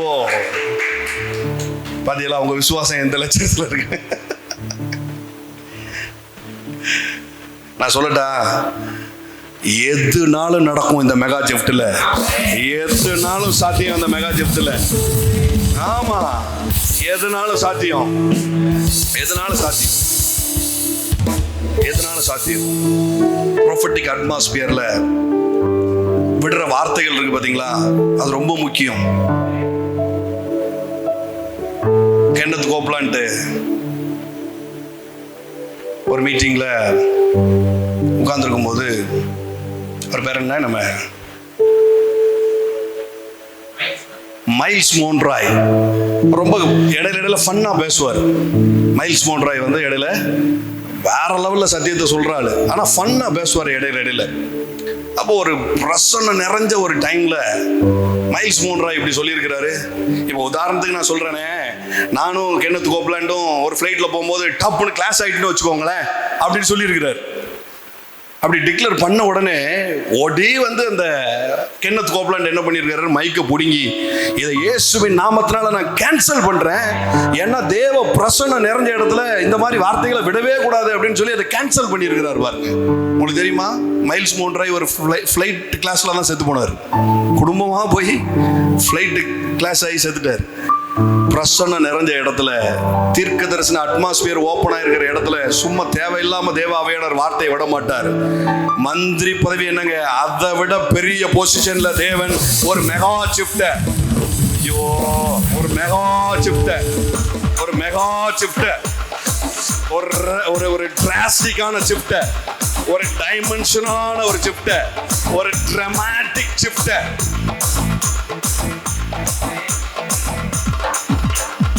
நீங்க நம்பலாலும் சரி, நம்பாட்டிலும் சரி, இது உங்க கண்கள் பார்க்கும். நிச்சயமா பார்க்கும், நிச்சயமா பார்க்கும். உறுதியா சொல்றேன், பார்க்கும். உறுதியா பார்க்கும். ரிசீவ் பண்றீங்களா? மெல்லிய வஸ்திரம் தரித்து, எல்லாரும் சொல்லுங்க, மெல்லிய வஸ்திரம்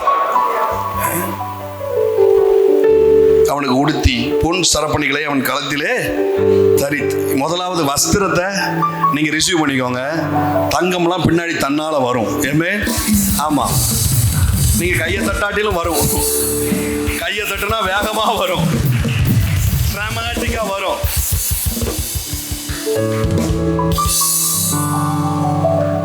மற்ற கற்களை போல நீங்கள் தங்கங்களை குவித்து வைப்பீர்கள் அப்படின்னு சொல்லுது பாருங்க. எனக்கு அப்படி கனவு கூட வந்ததில்லை பிரதர் அப்படின்னு நீங்க உட்கார்ந்துருந்தீங்கன்னா, நான் உங்களுக்கு சொல்றேன், கனவு கண்ட மாதிரியே நிஜத்துல உங்க வாழ்க்கையில நடக்கும். அப்போ ஒரு மூட்டையை எனக்கு அனுப்பிச்சு விட்டுருங்க. அப்போ ஒரு மூட்டையை என்ன பண்ணுங்க, எனக்கு அனுப்பிச்சு விட்டுருங்க. அப்போ ஒரு மூட்டையை எனக்கு அனுப்பிச்சு விட்டுருங்க. இதெல்லாம் பாதி பேர் காதுல விட மாட்டீங்க. ஆமேன் சத்தமே இல்லையே. ஒரு மூட்டையை எனக்கு அனுப்பிச்சு விட்டுருங்க.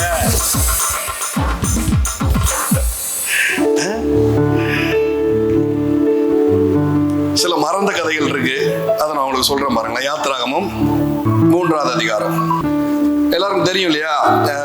அவர்களை பொன்னோடும் பொருளோடும், சொல்லுங்க பார்க்கலாம் மீதி வசனத்தை, பொன்னோடும் பொருளோடும், சத்தமா சொல்லுங்க, பொன்னோடும் பொருளோடும் அவர்களிலே கோரணும் இல்லை. அப்படிதானே நீங்க நினைச்சுக்கிட்டு இருக்கீங்க. அது சங்கீதத்துல வருது, சரியா? சங்கீதத்துல தாவீது நிறைய விஷயத்த மிஸ் பண்ணியிருக்காப்ல. ஏன் அப்பா இவன் பெரிய சங்கீதக்காரன், தாவீதை குறை சொல்ல வந்துட்டான் அப்படிங்கிற மாதிரி நீங்க யோசிக்கிறீங்க. ஆமா, அது உண்மைதான். நான் குறை சொல்லியிருக்கேன், தாவீதை குறை கண்டுபிடிச்சு சொல்றேன். நான் இதை தாவீதே ஒத்துக்கிட்டான், சரியா? நான் ஒரு குறையுள்ள மனுஷன் அப்படிங்கிறத என்ன பண்ணிருக்கான், தாவீதே ஒத்துக்கிட்டான். அவன் சொல்றான், எவனுடைய அக்கிரமங்கள் மன்னிக்கப்பட்டதோ, எவனுடைய மீறுதல்கள் மன்னிக்கப்பட்டதோ அவன் பாக்கியவான் அப்படின்னு சொல்றான். யாரை பார்த்து சொல்றான்னா, சிலுவை மரணம் வரும், அதுக்கப்புறம் ஒரு சந்ததி எழும்புது. நான்லாம் ஆற்று ரத்தத்தினால பாவங்களை கழுவி சுத்திகரிக்கிறவன், ஆனா நிரந்தரமா பாவத்தை சுத்திகரித்து ஒரு ரத்தம் வந்து கழுவி சுத்திகரிக்கப்படுற ஒரு சந்ததி வருது. நான் பாவம் பண்ணா எனக்கு விளைவு இருக்கு, ஆனா பாவம் பண்ணா விளைவே இல்லாத ஒரு சந்ததி வரப்போகுது. அது எவ்வளவு பாக்கியம் உள்ளது அப்படின்னு தாவீது சொல்றான் பாருங்க. சிலருக்கு புரிஞ்சு புரியாத மாதிரி இருக்கீங்களா எப்படின்னு தெரியல. நான் உங்களுக்கு சொல்றேன், நீங்க பண்ண பாவத்திற்கான விளைவையும் தேவன் ஏற்று சுமந்து தீர்த்திருக்கிறார். ஒருவேளை இந்த 2024 வரைக்கும் பாவத்தின் அறுவடையை நீங்க பண்ணிட்டு இருந்தீங்கன்னா, இந்த 28ஆம் தேதி அதெல்லாம் கம்ப்ளீட்டா ஸ்டாப் ஆகி இனி புதிய அறுவடை உங்க வாழ்க்கையில உண்டாக போகுது. புதிய அறுவடை உண்டாக போகுது. பாவத்தின் விளைவை என் இயேசு ஏற்று சுமந்து தீர்த்தார். அந்த ஜனம் பாக்கியம் உள்ளது. அது வேற யாரும் கிடையாது, நீங்களும் நானும் தான் அந்த ஜனம். நீங்களும் நானும் பாக்கியம் உள்ள ஜனம். தாவீது அறுத்துட்டான். தாவீது பாவத்துக்கான விளைவை அறுத்துட்டான். அவன் சொல்றான், ஒரு ஜனம் வருது, கம்ப்ளீட்டா மன்னிக்கப்பட்ட ஜனம் வருது. அந்த மாதிரி வாழணுமையா ஒரு வாழ்க்கை அப்படிங்கிறான் பாரு. தாவீதே என்னைய பார்த்து பொறாமப்படுதாங்க. தாவீது என்னைய பார்த்து பொறாமப்படுதான், உங்களை பார்த்தும் பொறாமப்படுறான்.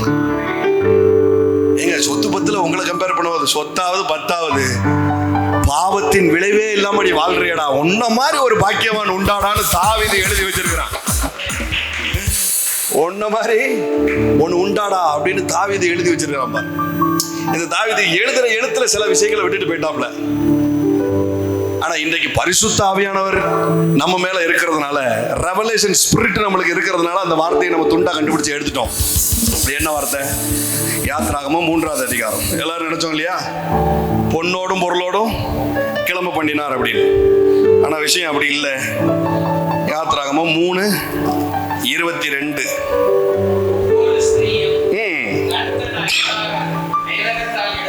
அலையத்திலும்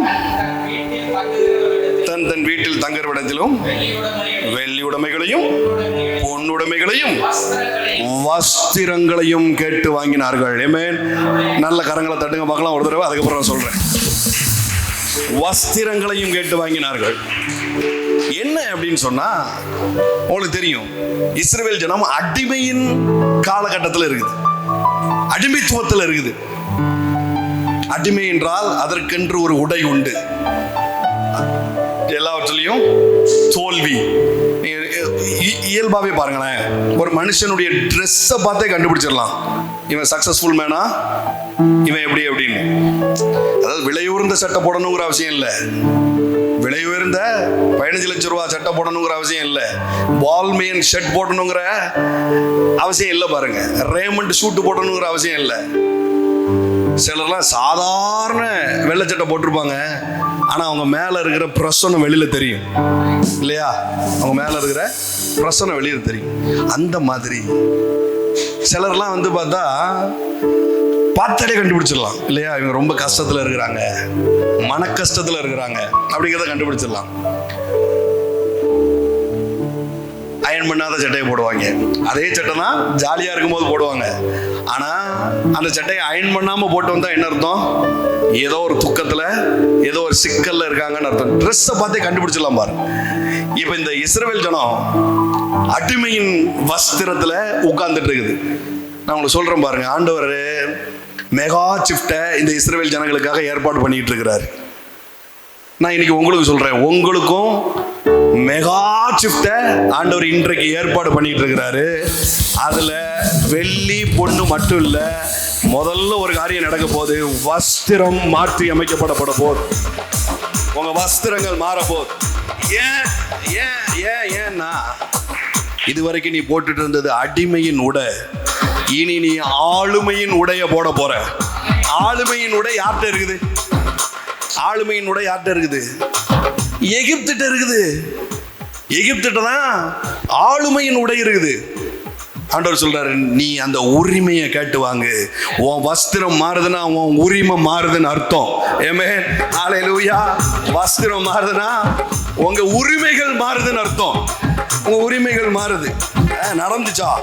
நடந்துச்சா 12வது அதிகாரம் பாருங்க. மோசே சொல்லி இருந்தபடி 35. மோசே சொல்லியிருந்தபடி இஸ்ரவேல் ஜனங்கள் எகிப்தியரிடத்தில் வெள்ளியுடைமைகளையும் பொன்னுடைமைகளையும் வஸ்திரங்களையும் கேட்டார்கள். கர்த்தர் ஜனங்களுக்கு எகிப்தியரின் கண்களில் தயவு கிடைக்கும்படி செய்ததினால் கேட்டதை அவர்களுக்கு கொடுத்தார்கள். இவ்விதமாய் அவர்கள் எகிப்தியரை கொள்ளையிட்டார்கள். ஆமென். தயவு கிடைக்கும்படி செய்தார். எல்லாரும் சொல்லுங்க, தயவு கிடைக்கும்படி செய்தார். நல்லா தெரிஞ்சுக்கோங்க, ஒரு மனுஷனிடத்துல போய் தயவை நீ கேளு அப்படின்னு தேவன் எங்கேயுமே சொல்லலை. இப்போ பரிசுத்த ஆவியானவர் சொல்றதுனால சொல்றேன். ஒரு மனுஷன்கிட்ட போய் நீ தயவாய் நில்லு அப்படின்னு ஆண்டவர் எங்கேயும் சொல்லலை. அதுக்கு மாறா இப்படி சொல்றாரு, நீ போ, தயவை நான் உண்டு பண்ணுவேன் அப்படின்னு இருக்கிறார். ஒரு நிமிஷம், நீ போய் கெஞ்சாத, நீ போய் நில்லு, தயவை நான் ஏற்படுத்துவேன். ஏமே, தயவை நான் ஏற்படுத்துவேன். அதுல முதல்ல நடக்க வேண்டியது உன் வஸ்திரம் மாறும். உன் வஸ்திரம் மாறும். பின்னாடி வெள்ளியும் பொண்ணும் உனக்கு சப்ளை ஆகும். இந்த வருஷம் துவக்கத்திலே ஆண்டவர் சொல்றார், உனக்கு முதல்ல வஸ்திரம் மாறும், பின்னாடி வெள்ளியும் பொண்ணும் சேர்ந்து வரும். வெள்ளியும் பொண்ணும் சேர்ந்து வரும்.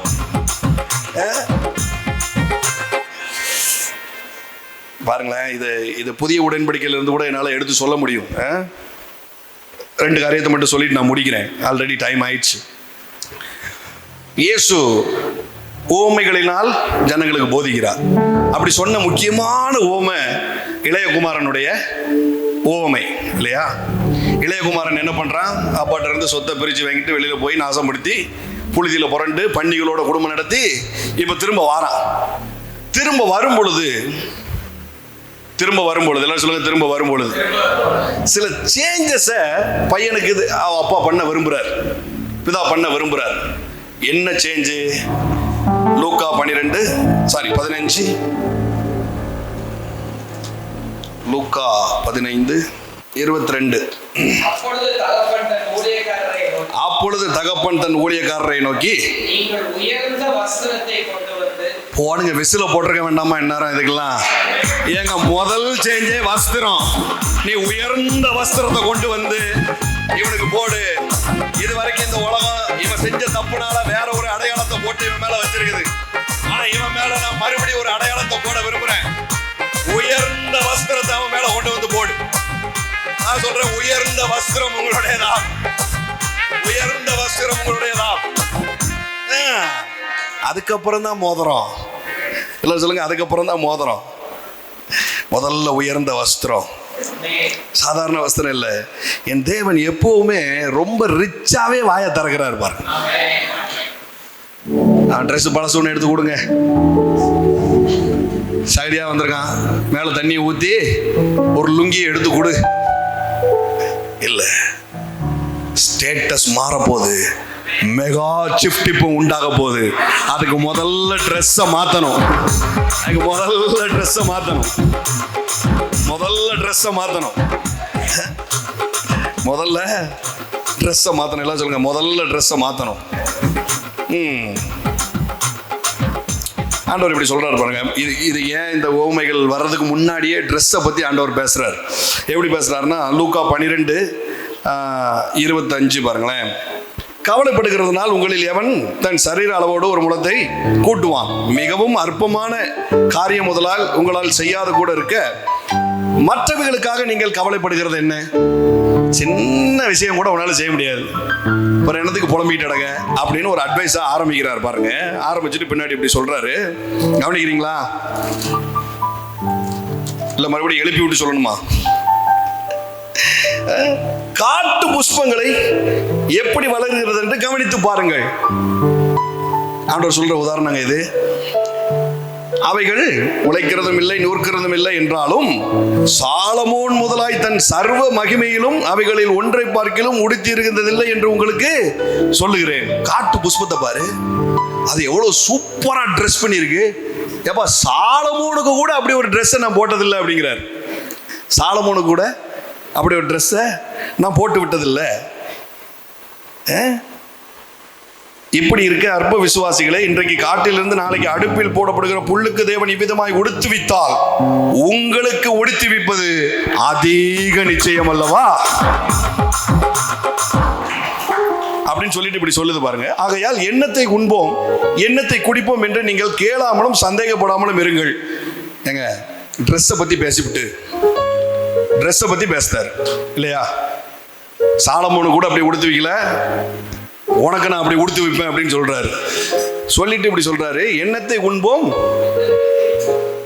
இல்லையே, இப்படி வரக்கூடாத, எண்ணத்தை உடுத்துவோம் என்று கவலைப்படாதிருங்கள் தானே வந்திருக்கணும் இல்லையா? லாஜிக்கா ட்ரெஸ்ஸை பத்தி பேசிக்கிட்டு இருக்கும்போது நான் பிள்ளைகிட்ட சொல்றேன், இப்போ ஏமா உனக்கு ட்ரெஸ்ஸை வாங்கிட்டு தாரேன், அதனால என்ன சாப்பிடணும் என்ன குடிக்கணும்னு சொல்லி கவலைப்பட்டு இருக்காத அப்படின்னு சொன்னா அதுல என்ன அர்த்தம் இருக்கு? ஆண்டவர் ஒரு விஷயத்தை புரிய வைக்கிறாரு. ட்ரெஸ் வந்துட்டா நீ சோத்துக்கும் தண்ணிக்கும் அலைய வேண்டிய அவசியமே இல்லை. உன் வஸ்திரம் மாறிட்டுனா, உனக்கு ராஜாவின் உடை வந்துருச்சுன்னா, இதுக்கெல்லாமா நீ கவலைப்பட்டு உட்கார போற? நீ இதுக்கெல்லாமா கவலைப்பட்டு உட்கார போற? சாலமோன் உடுத்துறது மாதிரி அதை விட பிரம்மாண்டமா நான் உடுத்துறேன் அப்படின்னு சொன்னா, சாலமோன் உடுத்துறதை விட பிரம்மாண்டமா நீ உடுத்துவேன்னு சொன்னா, அவன் சொத்தும் ஆட்டோமேட்டிக்கா உனக்கு வந்து சேரும் அப்படின்னு தான் ஆண்டவர் சொல்றாரு. ட்ரெஸ்ஸை போடு, எண்ணத்தை உடுத்துவோம் எண்ணத்தை குடிப்போம்ட்டுலாம் நீ கவலைப்படாத. ட்ரெஸ் வந்துட்டா சொத்து பத்தெல்லாம் தன்னால பின்னாடி வரும். சொத்து பத்தெல்லாம் தன்னால பின்னாடி வரும். நான் ஒரு சாட்சி ஒன்று கேள்விப்பட்டேன் பாருங்க. ஒருத்தருக்கு ஒரு நோய், HIV நினைக்கிறேன். ஆண்டவர்கிட்ட ப்ரேயர் பண்ணாராம், எனக்கு ஒரு வேலை வேணும், ஆனால் அதுக்கு முன்னாடி என் நோய் எனக்கு குணமாயிருக்கணும். இதேமாரி ஒரு ப்ரொஃபட்டிக் அட்மாஸ்பியரில் அவர் பெட்டிஷன் போட்டிருக்கிறார் ஆண்டவருக்கு. இந்த மாதிரி எனக்கு முதல்ல நோய் குணமாகணும், அடுத்து எனக்கு ஒரு வேலை வேணும் அப்படின்னு. ஒரே வாரத்தில் அவருக்கு ஒரு அப்பாயின்மெண்ட் லெட்டர் வந்துச்சான், ஒரு ஆஃபர் லெட்டர் வந்துச்சு. அந்த லெட்டரை கையில் வச்சுட்டு சொன்னாராம், நான் முதல்ல எனக்கு நோய் குணமாகணும்னு தான் கேட்டேன், நோய் குணமாகணும், அடுத்து எனக்கு வேலை வேணும். இப்போ நான் இந்த வேலை ஆஃபர் லெட்டர் கொண்டு போய் நான் கொடுத்தேன்னா எனக்கு கண்டிப்பாக மெடிக்கல் எக்ஸாமினேஷன் பண்ணுவாங்க, கண்டிப்பாக மெடிக்கல் டெஸ்ட் எடுப்பாங்க. அதில் எனக்கு நோய் இருந்து தெரிஞ்சதுன்னா என்னை வேலைக்கு வேண்டான்னு சொல்லிடுவாங்கல்ல. நீங்கள் ஏன் ஆண்டவரே முன்னுக்கு பின் முரணா பண்ணுறீங்க அப்படின்னு சொல்லி இவர் ஆண்டவர்கிட்ட கேள்வி கேட்டிருக்கிறார். ஆண்டவர் சொன்னார், நீ கேட்டதை நான் கொடுத்துட்டேன் அப்படின்னாரு. நீ கேட்ட நான் கொடுத்துட்டேன். இவருக்கு புரியவே இல்லை. நான் முதல்ல ஹீலிங் கேட்டேன், அதுக்கப்புறம் தான் வேலை கேட்டேன். நான் வேலை கொடுத்துட்டேன்னா உனக்கு ஹீலிங் ஆல்ரெடி ஆயிட்டுன்னு அர்த்தம். வஸ்திரத்தை கொடுத்துட்டேன்னா உன் ஐஸ்வர்யம் உன்னை தேடி வரும்னு அர்த்தம். உன் மதிப்பும் மரியாதையும் உன்னை தேடி வரும்னு அர்த்தம். உன் கணம், உன் புகழ் உன்னை தேடி வரும்னு அர்த்தம். ஆமென். ஹல்லேலூயா. Glory to be the living God. இன்னும் ஒரே ஒரு காரியத்தை மட்டும் சொல்லி முடிச்சிடவா? எஸ்தர் புத்தகத்தில் உங்களுக்கு தெரியும், யூதர்களை அழிக்கணும்னு சொல்லி ஆமான் பிளான் பண்ணும் பொழுது மொர்தெகாய் என்ன பண்றாரு? ரெட்டு உடுத்தி உட்கார்றாரு. ராஜாக்கு முன்பதா ரெட்டு உடுத்தி யாரும் உட்காரக்கூடாது, அப்படி ஒரு சட்டம் இருக்குது அப்படின்னு சொல்லி எஸ்தரமா என்ன பண்ணுது? முதல்ல பொது வஸ்திரத்தை, மாற்று வஸ்திரத்தை என்ன பண்ணுது? அது கொடுக்குது பாரு. ஏன் இப்படி செஞ்சதுன்னா, வஸ்திரம் மாறிடுச்சுன்னா காரியம் தன்னால மாறும். எல்லாரும் சொல்லுங்க, வஸ்திரம் மாறிடுச்சுன்னா பாருங்க. உங்களுடைய ஒவ்வொரு காரியத்தை குறித்தும் தேவன் ரொம்ப கேர்ஃபுல்லா இருக்கிறார். ரொம்ப நேர்த்தியா அதை நீங்க செய்யணும்னு சொல்லி ஆண்டவர் விரும்புறாரு பாருங்க. அதுல ரொம்ப முக்கியமானது இந்த ஷூ. இந்த 2 மாசத்துக்கு முன்னாடி ஆண்டவர் ஷூவை பத்தி அவ்வளவு பெரிய வெளிச்சத்தை ஆண்டவர் பேசினார். ஷூ எவ்வளவு முக்கியம் அப்படின்னு சொல்லி பேசினார். இன்னைக்கு வஸ்திரத்தை பத்தி ஆண்டவர் பேசிட்டு இருக்கிறார். ரொம்ப இம்பார்ட்டன்ட். எல்லாம் சொல்லுங்க, வஸ்திரம் ரொம்ப முக்கியம், அப்பியரன்ஸ் ரொம்ப முக்கியம். அதனாலதான் ஆண்டவர் சொல்றாரு, காட்டு புஷ்பத்தை கவனிச்சு பாரு. காட்டுக்குள்ள கிடக்கு, நீ போய் தண்ணி ஊத்துறியா? எவனும் போய் உரம் போடுதானா? உன் வீட்டு வாசல்ல நீ எவ்வளோ உரம் போடுத, அது பூக்கிறதுக்குள்ள உன்னைய பாடாப்படுத்திடுது. ஆனா காட்டுக்குள்ள போய் பாரு, அது தன்னால பூக்கு, அழகழகா இருக்கு. சாலமோனுக்கு கூட அப்படி நான் ட்ரெஸ் பண்ணி விட்டதில்லை. காட்டு புஷ்பத்துக்கு ஒரு நாள் வேலிடிட்டி இருக்கிற அந்த காட்டு புஷ்பத்துக்கு நான் பக்கத்தில் உட்கார்ந்து அதுக்கு ட்ரெஸ்ஸை பட்டனை போட்டு விடுவேன்னா, உன்னை உடுத்துவிப்பதும் உனக்கு உணவளிப்பதும் உன்னை கனப்படுத்துவதும் அதிக நிச்சயம் அல்லவா? எல்லாம் சொல்லுங்க, அதிக நிச்சயம் அல்லவா? அதிக நிச்சயம் அல்லவா? அதிக நிச்சயம். எல்லாம் சொல்லுங்க, அதிக நிச்சயம். பாருங்க, உங்களுக்கு தெரியும், மொர்தெகாய் ஆமான் வந்து ராஜா தூக்கம் கெட்டு போயிருக்கும் போது ஒரு புத்தகத்தை எடுத்து வாசிக்கிறாப்புல. 4ஆம் எடுத்து வாசிக்கிறாரு. வாசிச்சுட்டு மொர்தெகாய்கிட்ட வந்து ஆமான் வந்து நிற்கும் பொழுது கரெக்டாக ராஜாவால் ஒரு மனுஷன் கனம் பண்ணப்படணும்னா அவனுக்கு என்ன செய்யணும் அப்படின்னு சொல்லி கேட்கிறாரு இல்லையா? Esther 5 Thank you Holy Spirit. 6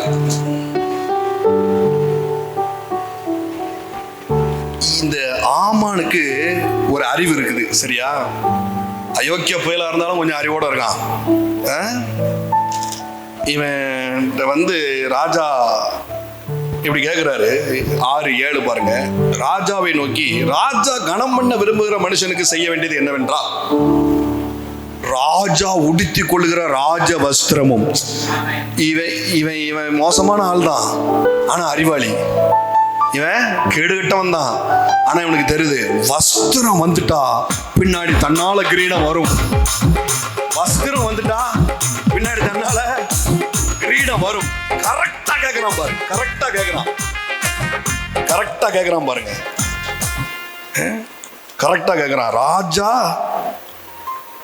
உடுத்தி கொள்ளுகிற ராஜ வஸ்திரமும் ராஜா ஏதுகிற குதிரையும் அவர் சிரசிலை தரிக்கப்படும் ராஜமுடியும் கொண்டு வர வேண்டும். அந்த வஸ்திரமும் விட மாட்டேங்க பாருங்க. சொல்லியாச்சுல, ஒன்ஸ் ஒரு தடவை சொல்லியாச்சு, வஸ்திரம் வேணும், குதிரை வேணும், கிரீடம் பின்னாடி வரணும். அது மட்டும் இல்லாமல் திரும்ப அதை அழுத்தி சொல்றான். அந்த வஸ்திரமும் குதிரையும் ராஜாவுடைய பிரதான பிரபுக்களில் ஒருவனுடைய கையில் கொடுக்கப்பட வேண்டும். ராஜா கனம் பண்ணுகிற மனுஷனை அலங்கரித்த பின் அவனை குதிரையின் மேல் ஏற்றி நகர வீதியில் உலாவும்படி செய்து, ராஜா கனம் பண்ண விரும்புகிற மனுஷனுக்கு இப்படி செய்யப்படும் என்று அவனுக்கு முன்பாக கூறப்பட வேண்டும் என்றான். நீ போய் அதை மொர்தெகாய்க்கு செய்ய அப்படின்னு சொல்லிட்டான் பாருங்க. 11 வசனமும் எஸ்தர் புத்தகம் ரொம்ப சின்ன புத்தகமா இருந்தாலும் அதுல ஒவ்வொரு வார்த்தையும் ரொம்ப முக்கியமா இருக்குது பாருங்களேன். சொன்னதை செஞ்சான் அப்படின்னு சொல்லி முடிக்கல, அந்த இடத்த ப்ரெஷர் கொடுக்குது. அந்த வார்த்தைக்கு ஒரு ஒரு ஒரு வெயிட் கொடுக்குது. அந்த வார்த்தையை திரும்ப பதிவு பண்ணுது பாருங்க. மொர்தெகாய்க்கு ஆமான் அப்படியே செய்தான் அப்படின்னு முடித்திருக்கலாம், ஆனா அப்படி முடிக்கல. 11 பாருங்களேன். அப்படியே ஆமான் வஸ்திரத்தையும், சொல்லுங்க, வஸ்திரத்தையும் குதிரையையும் கொண்டு போய் மொர்தெகாயை அலங்கரித்து அவனை குதிரையின் மேல் ஏற்றி நகர வீதிகளில் உலாவும்படி செய்து, ராஜா கனம் பண்ண விரும்புகிற மனுஷனுக்கு இப்படி. இது எல்லாம் நான் சொன்ன இந்த சம்பவங்கள், இந்த எஸ்தர் சம்பவத்தில், இந்த மொர்தெகாய்க்கு நடந்த விஷயத்துல பாத்தீங்கன்னா டிராஸ்டிக் ஷிஃப்ட் நடந்திருக்குது. சடிதியாய் காரியம் நடந்திருக்குது. ரெண்டாவது பாத்தீங்கன்னா டிராமாட்டிக்கா ஷிஃப்ட் நடந்திருக்குது. இது மொர்தெகாய்க்கே சொப்பனம் காண்கிறது போலதான் இருக்குது. ஏன்னா நாளைக்கு சாக போறோம், நாளைக்கு யூத ஜனமே அழிய போகுதுங்கிற சிந்தையில உட்கார்ந்துட்டு இருந்தவனுக்கு திடீர்னு பார்த்தா ராஜ வஸ்திரம் தரிக்கப்படுது. ஏமே ஆலையில நான் சொல்றேன், அழிஞ்சு போயிருவோமோ கூட நீங்க வந்திருக்கலாம். ஆனா தேவன் உங்களுக்கு தீர்க்க தரிசனமாய் 2025 வாக்காய் சொல்வது, உங்களுக்கு ராஜ வஸ்திரம் தரிக்கப்பட்டு ஒரு மெகா ஷிஃப்ட்டுக்குள்ள உங்களை தேவன் பயணிக்க செய்ய போறார். மெகா ஷிஃப்ட் உங்களுக்கு உண்டாக போகுது. மெகா ஷிஃப்ட் உண்டாக போகுது. அலங்கரித்து ஏற்றி நகர வீதியில் உலாவும்படி செய்து, டூ மச். எல்லாரும் சொல்லுங்க, டூ மச்.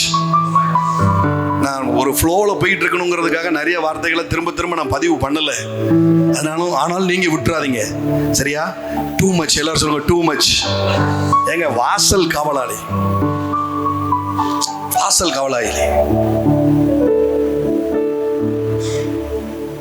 ஒரு கோடீஸ்வரன் பொண்ணுக்கு கல்யாணம்.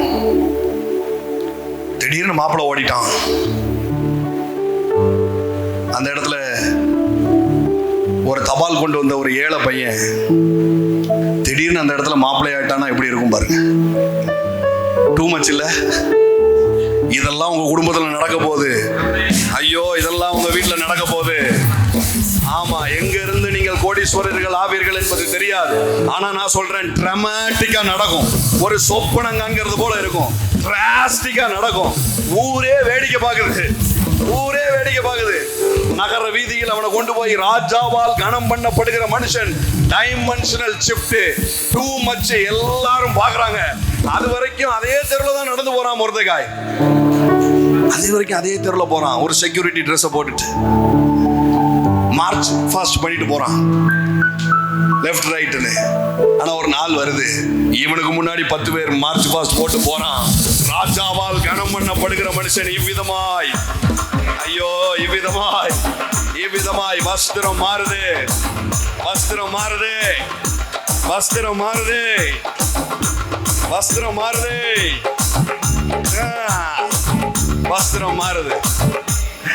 எழுந்து நிற்போமா? முடிச்சிடுறேன். இயேசு ஊழியத்திற்காக போகும்போது பர்த்திமேயு என்கிற ஒரு குருடன், தாவீதின் குமாரனே எனக்கு இறங்கும் அப்படின்னு சொல்றான். பர்த்திமேயு அப்படின்னா பார், BAR, பார் அப்படின்னா சன் அப்படின்னு அர்த்தம். நான் ஏற்கனவே வார்கோதுமையை பத்தி ஒரு மெசேஜ் பேசியிருந்தேன், அதில் இதை பத்திலாம் சொல்லியிருக்கிறேன் நான். சன், பார் அப்படின்னா சன். டிமேயுஸ் அப்படின்னா ஹானரபிள் அப்படின்னு அர்த்தம். ஹானரபிள் சன் அப்படிங்கிறது அவன் பேரு. பர்த்திமேயு அப்படின்னா ஹானரபிள் சன். ஆனா ஹானரும் இல்லை, சன்னும் இல்லை. பிறவியிலிருந்தே அவனுக்கு ஒரு வஸ்திரத்தை கொடுத்து பிச்சைடுறா அப்படின்னு சொல்லி என்ன பண்ணிட்டாங்க, உட்கார வச்சிட்டாங்க. இப்ப இயேசு என்ன பண்றாரு, சீஷர்கள்லாம் அந்த பையனை அதட்டுறாங்க, அவரை டார்ச்சர் பண்ணாத, விட்டுரு அப்படின்னு. மீண்டும் சத்தம் எழுப்பதான், தாவீதின் குமாரனே எனக்கு இறங்கும் அப்படின்னு கத்துறான். கத்தும் பொழுது இயேசு வந்து, தடுக்காதீங்க, வரட்டும் அப்படின்னு உடனே, எப்பா போதகர் ஒன்று அழைக்கிறார் அப்படின்னு சொல்லும் பொழுது அவன் ஒரு காரியத்தை பண்றான் இல்லையா? அதை மட்டும் நான் வாசிக்கிறேன் பாருங்க. Mark, Glory to be the living God. இயேசு நின்று அவனை அழைத்து வர சொன்னார். அவர்கள் அந்த குருடனை அழைத்து, திடன்கொள், எழுந்திரு, உன்னை அழைக்கிறார் என்றார்கள். உடனே அவன் தன் மேல் வஸ்திரத்தை எறிந்துவிட்டு இயேசுவினிடத்தில் வந்தான். ஏன்? இதுவரைக்கும் நான் டிஸ்ஹானரபிள் சன்னா அந்த இடத்துல நான் உட்கார்ந்துருக்கிறேன். பேர் தான் பர்த்திமேயு, ஆனா எனக்கு ஹானர் இல்லை, எனக்கு மரியாதை இல்லை, நான் நல்ல வாழ்க்கையும் வாழல. ஆனா இப்போ இயேசு என்னை கூப்பிட்டாரு அப்படின்னா என் ஹானர் எனக்கு திரும்ப வரப்போகுது. இந்த டிஸ்ஹானர் ட்ரெஸ் எனக்கு இனி தேவையில்லை. ஐயோ, தலைக்கு மேல கையை தட்டி உங்க டிஸ்ஹானர் ட்ரெஸ் எல்லாம் இன்னைக்கு தன்னால கலந்து விட போகுது. புதிய வஸ்திரம் உங்களுக்கு உண்டாக போகுது.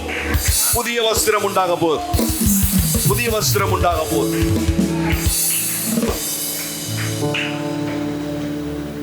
மனுஷன் பாவத்துல விழுந்து போயிட்டான் இல்லையா? ஆதாம் ஏவாள் விழுந்த உடனே நிறைய காரியங்கள் ஆண்டவர் பேசுறாரு.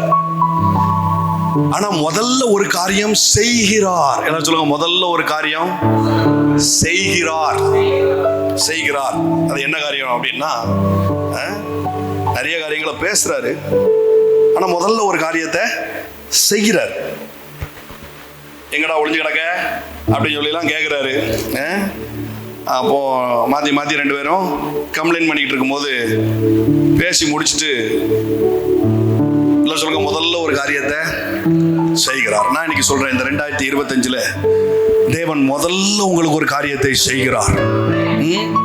நிறைய பேசியிருக்கிறார். இப்போ எவ்வளவு நேரம் நிறைய பேசியிருக்கிறார். ஆனா முதல்ல ஒரு காரியத்தை செய்கிறார். அது என்ன அப்படின்னா,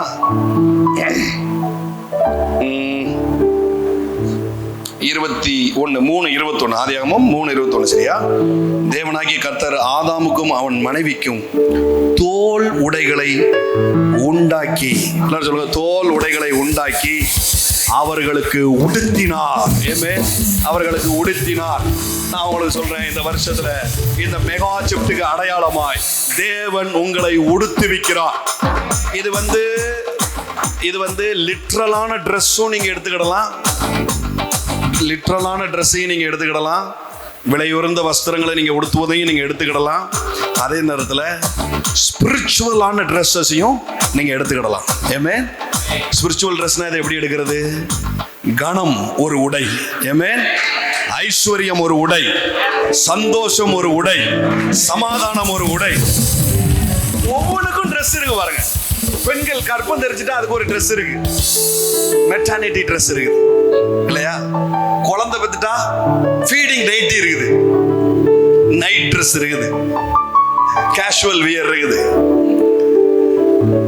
ஃபார்மல் ட்ரெஸ்ஸஸ் இருக்குது. ஒவ்வொன்றும் எந்தெந்த இடத்துக்கு என்னென்ன தேவையோ அத்தனைக்கும் ட்ரெஸ்ஸுகளை இந்த உலகம் உண்டு பண்ணி தருது. இதெல்லாம் எங்க இருந்து வருது? இதெல்லாம் ஆதியில அவர் உடுத்து வைக்கிறார் பாருங்க. எப்ப நீ அவமானப்பட்டு நின்றுட்டு இருக்கிற நிர்வாணமா அத்தி இலையை உடுத்திக்கிட்டு இருக்கிற அந்த ட்ரெஸ் உனக்கு ஒப்பேராது. அது உன் ட்ரெஸ்ஸே கிடையாது. அது உன் ட்ரெஸ் கிடையாது. நீ இப்போ போட்டுட்டு இருக்கிறது உன் ட்ரெஸ் கிடையாது. நீங்க இருக்கிற இந்த நிலை உங்களுடைய நிலை கிடையாது. உங்க வஸ்திரம் மாறுது. தேவனே உடுத்து வைக்கிறார். காட்டு புஷ்களுக்கு இவ்வளவு உடுத்து வைப்பாரே, ஆனால் சாலமோன் முதலான ராஜாக்கள் உடுத்தாதெல்லாம் ஒரு காட்டு புஷ்பத்துக்கு உடுத்து வைப்பாரே, ஆனால் நீங்களும் நானும் எவ்வளவு விசேஷித்தவர்கள். உங்களுக்கு உடுத்து வைப்பது அதிக நிச்சயம் அல்லவா? அதிக நிச்சயம் அல்லவா? Amen. Glory to be the living God. Thank you, Father. இந்த நல் வார்த்தைகளுக்காக நன்றி சொல்லுவோம் ஆண்டவரே. அப்படியே ஒரு நிமிஷம் டங்ஸ்ல பேசுங்க பார்க்கலாம். அந்த 2025 ஒரு மெகா ஷிஃப்ட் உண்டாகும்படியா, ஒரு டிராஸ்டிக்கான ஷிஃப்ட் உண்டாகும்படியா, ஒரு டிராமாட்டிக் ஷிஃப்ட் உண்டாகும்படியா, ஒரு டைமென்ஷனல் ஷிஃப்ட் உண்டாகும்படியா. மோரபா ஷச்சகா மடரதலபா. இன்னும் அநேகர் உங்களுக்கு நல்வார்த்தைகளை சொல்லுவாங்க, அநேகர் வாக்குத்தத்தங்களை சொல்லுவாங்க, அநேகர் தீர்க்க தரிசனங்களை சொல்லுவாங்க. எல்லாத்தையும் ரிசீவ் பண்ணிக்கோங்க, எல்லாத்தையும் வாங்கிக்கோங்க, தப்பே கிடையாது. கிடையாது. எல்லாத்தையும் வாங்கிக்கோங்க. ஏன்னா சிலுவை தேவதாரி விருட்சத்தில தேவன் ரத்தம் சிந்தி இந்த வாக்குத்தத்தங்கள் எல்லாம் உங்களுடையதாக்கி இருக்கிறார். ஆனா இந்த மீட்டிங்ல நீங்க வந்ததுனால இதை கொஞ்சம் பிரதானமாய் நீங்கள் எடுங்க. இந்த வார்த்தையை பிரதானமா எடுங்க. எனக்கு மெகா ஷிஃப்ட் தேவன் சொல்லி இருக்கிறார். ஆமென். ஹல்லேலூயா. என் வஸ்திரம் மாறும் என்று தேவன் சொல்லி இருக்கிறார். எனக்கு கனம் உண்டாகும் என்று தேவன் சொல்லி இருக்கிறார். எனக்கு சொப்பனம் காண்கிறது போல என்னுடைய முன்னேற்றம் இருக்கும் என்று தேவன் சொல்லி இருக்கிறார். சடிதியாய் நடக்கும் என்று தேவன் சொல்லி இருக்கிறார். டைமென்ஷனல் too much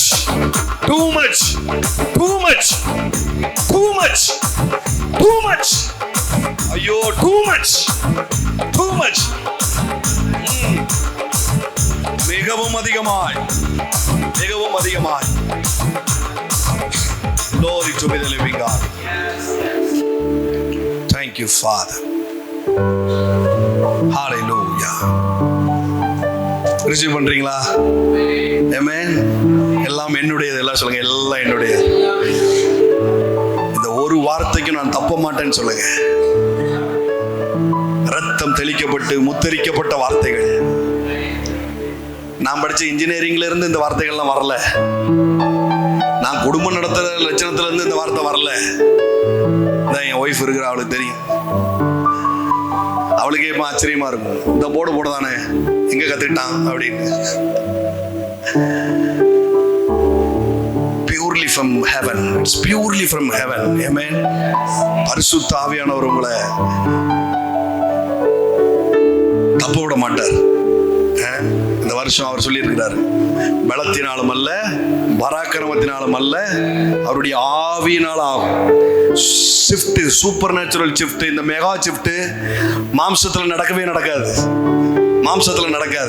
அதனாலதான் ஆண்டவர் சொல்றாரு, கொஞ்சத்தை கூட உன்னால ஒண்ணும் செய்ய முடியாது, அப்ப ஏன் கவலைப்படுற அப்படிங்கிறாரு. அற்பமான காரியத்தை கூட 5 கிலோ கல்லையே உன்னால தூக்க முடியல, 50 கிலோ கல்லை நவுட்டதுக்கு ஏன் நீ ஆசைப்படுத?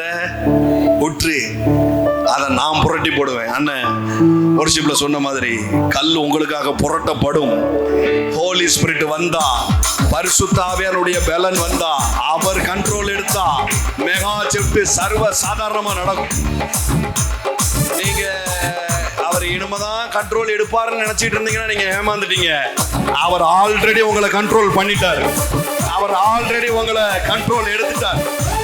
இனி நீங்களும் உங்கள் பிள்ளைகளும் அவருக்கு, நீங்களும் உங்கள் வாழ்க்கையும் அவருக்கு, நீங்களும் உங்களுக்கு நடக்க வேண்டிய எதிர்கால திட்டங்களும் இனி அவர் கண்ட்ரோல்ல இருக்குது. இனி சூப்பர் நேச்சுரல் ஷிஃப்டா நடக்கும்.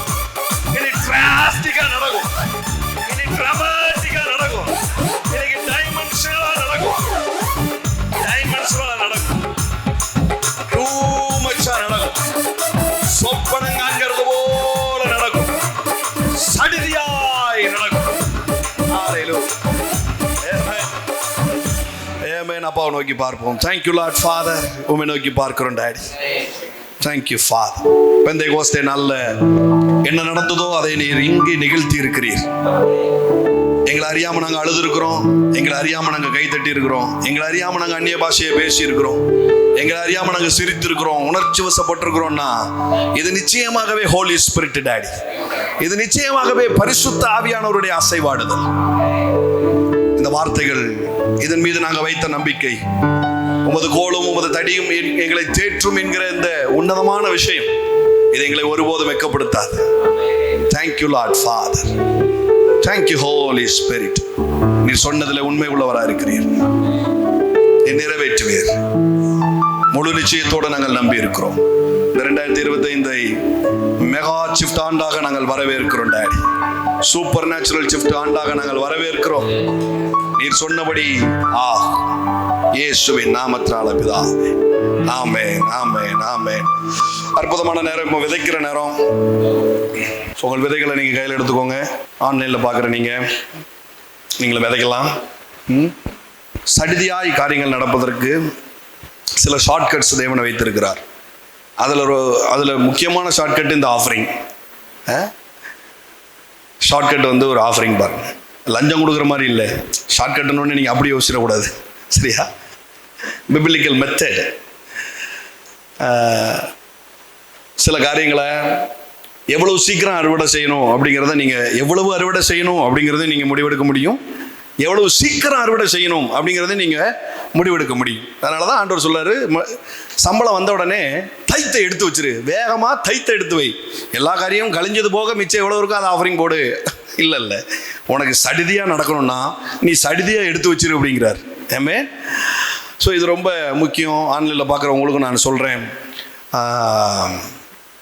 ஸோ ஆஃபரிங்கை கனத்தோடு நீங்கள் செலுத்தும்படியாய் நான் கேட்டுக்கொள்ளுகிறேன். கர்த்தர் நல்லவர். பாடல் பாடும் பொழுது நம்ம ஆஃபரிங் கொடுக்கலாம்.